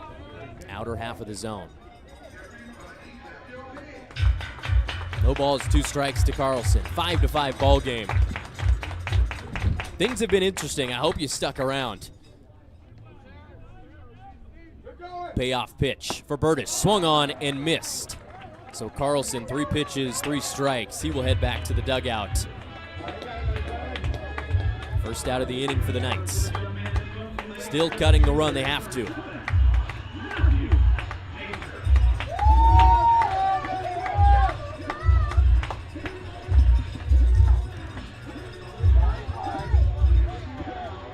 Crowd as lively as it's been all night. 1,222 came to the ballpark. The ones who are left are watching Matthew Major in the box. He hits one high into the air to left center field. Major, it's gone! Matthew Major! Walk-off grand slam! Oh my goodness, 103 off the bat. Woo-hoo-hoo! How about that one? He knew it immediately. Get in there! They dumped the Gatorade.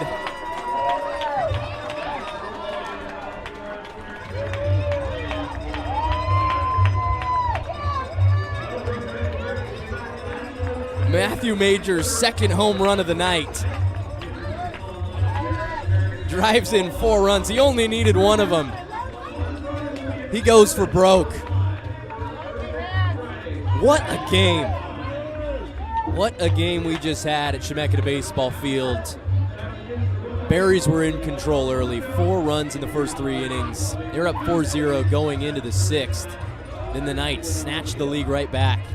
5-4. We have to look at this thing again. Major all around on it. The Neil Burtis breaking ball inside in his wheelhouse. That one got out quick. Wow. Walk-off grand slam to left field. Wins it 9-5 against Corvallis in Game 3 of this series. There's some momentum going forward. Going to take that down to Springfield to take on the Drifters. 3 road games. We will take one more break on the broadcast and come on back. We have to talk to our hero of the game, Matthew Major, after the break. Berries Baseball live on YouTube and WCL Live app.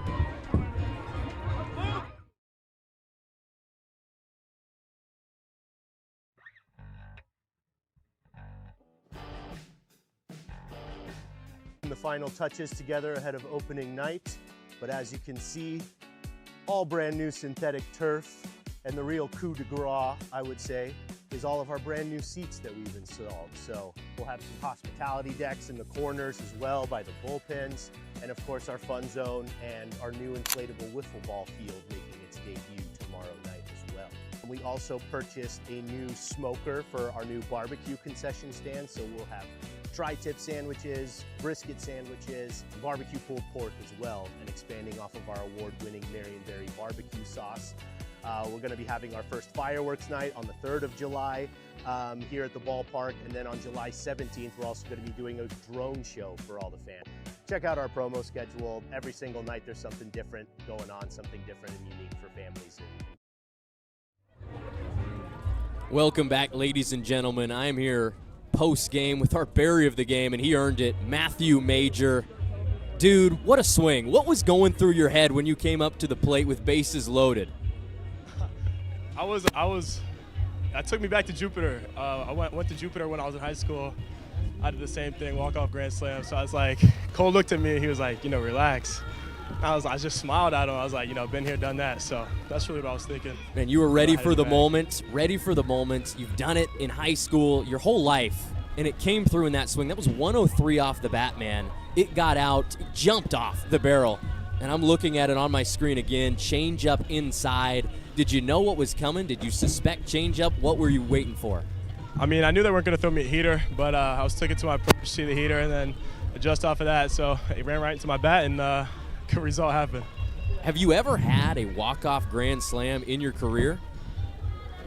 Yeah, I mean, I had one in Jupiter. You had exactly a walk-off grand slam. So this isn't even the first rodeo for you at all. Yep. So this is just another day at the office for you. You're used to it.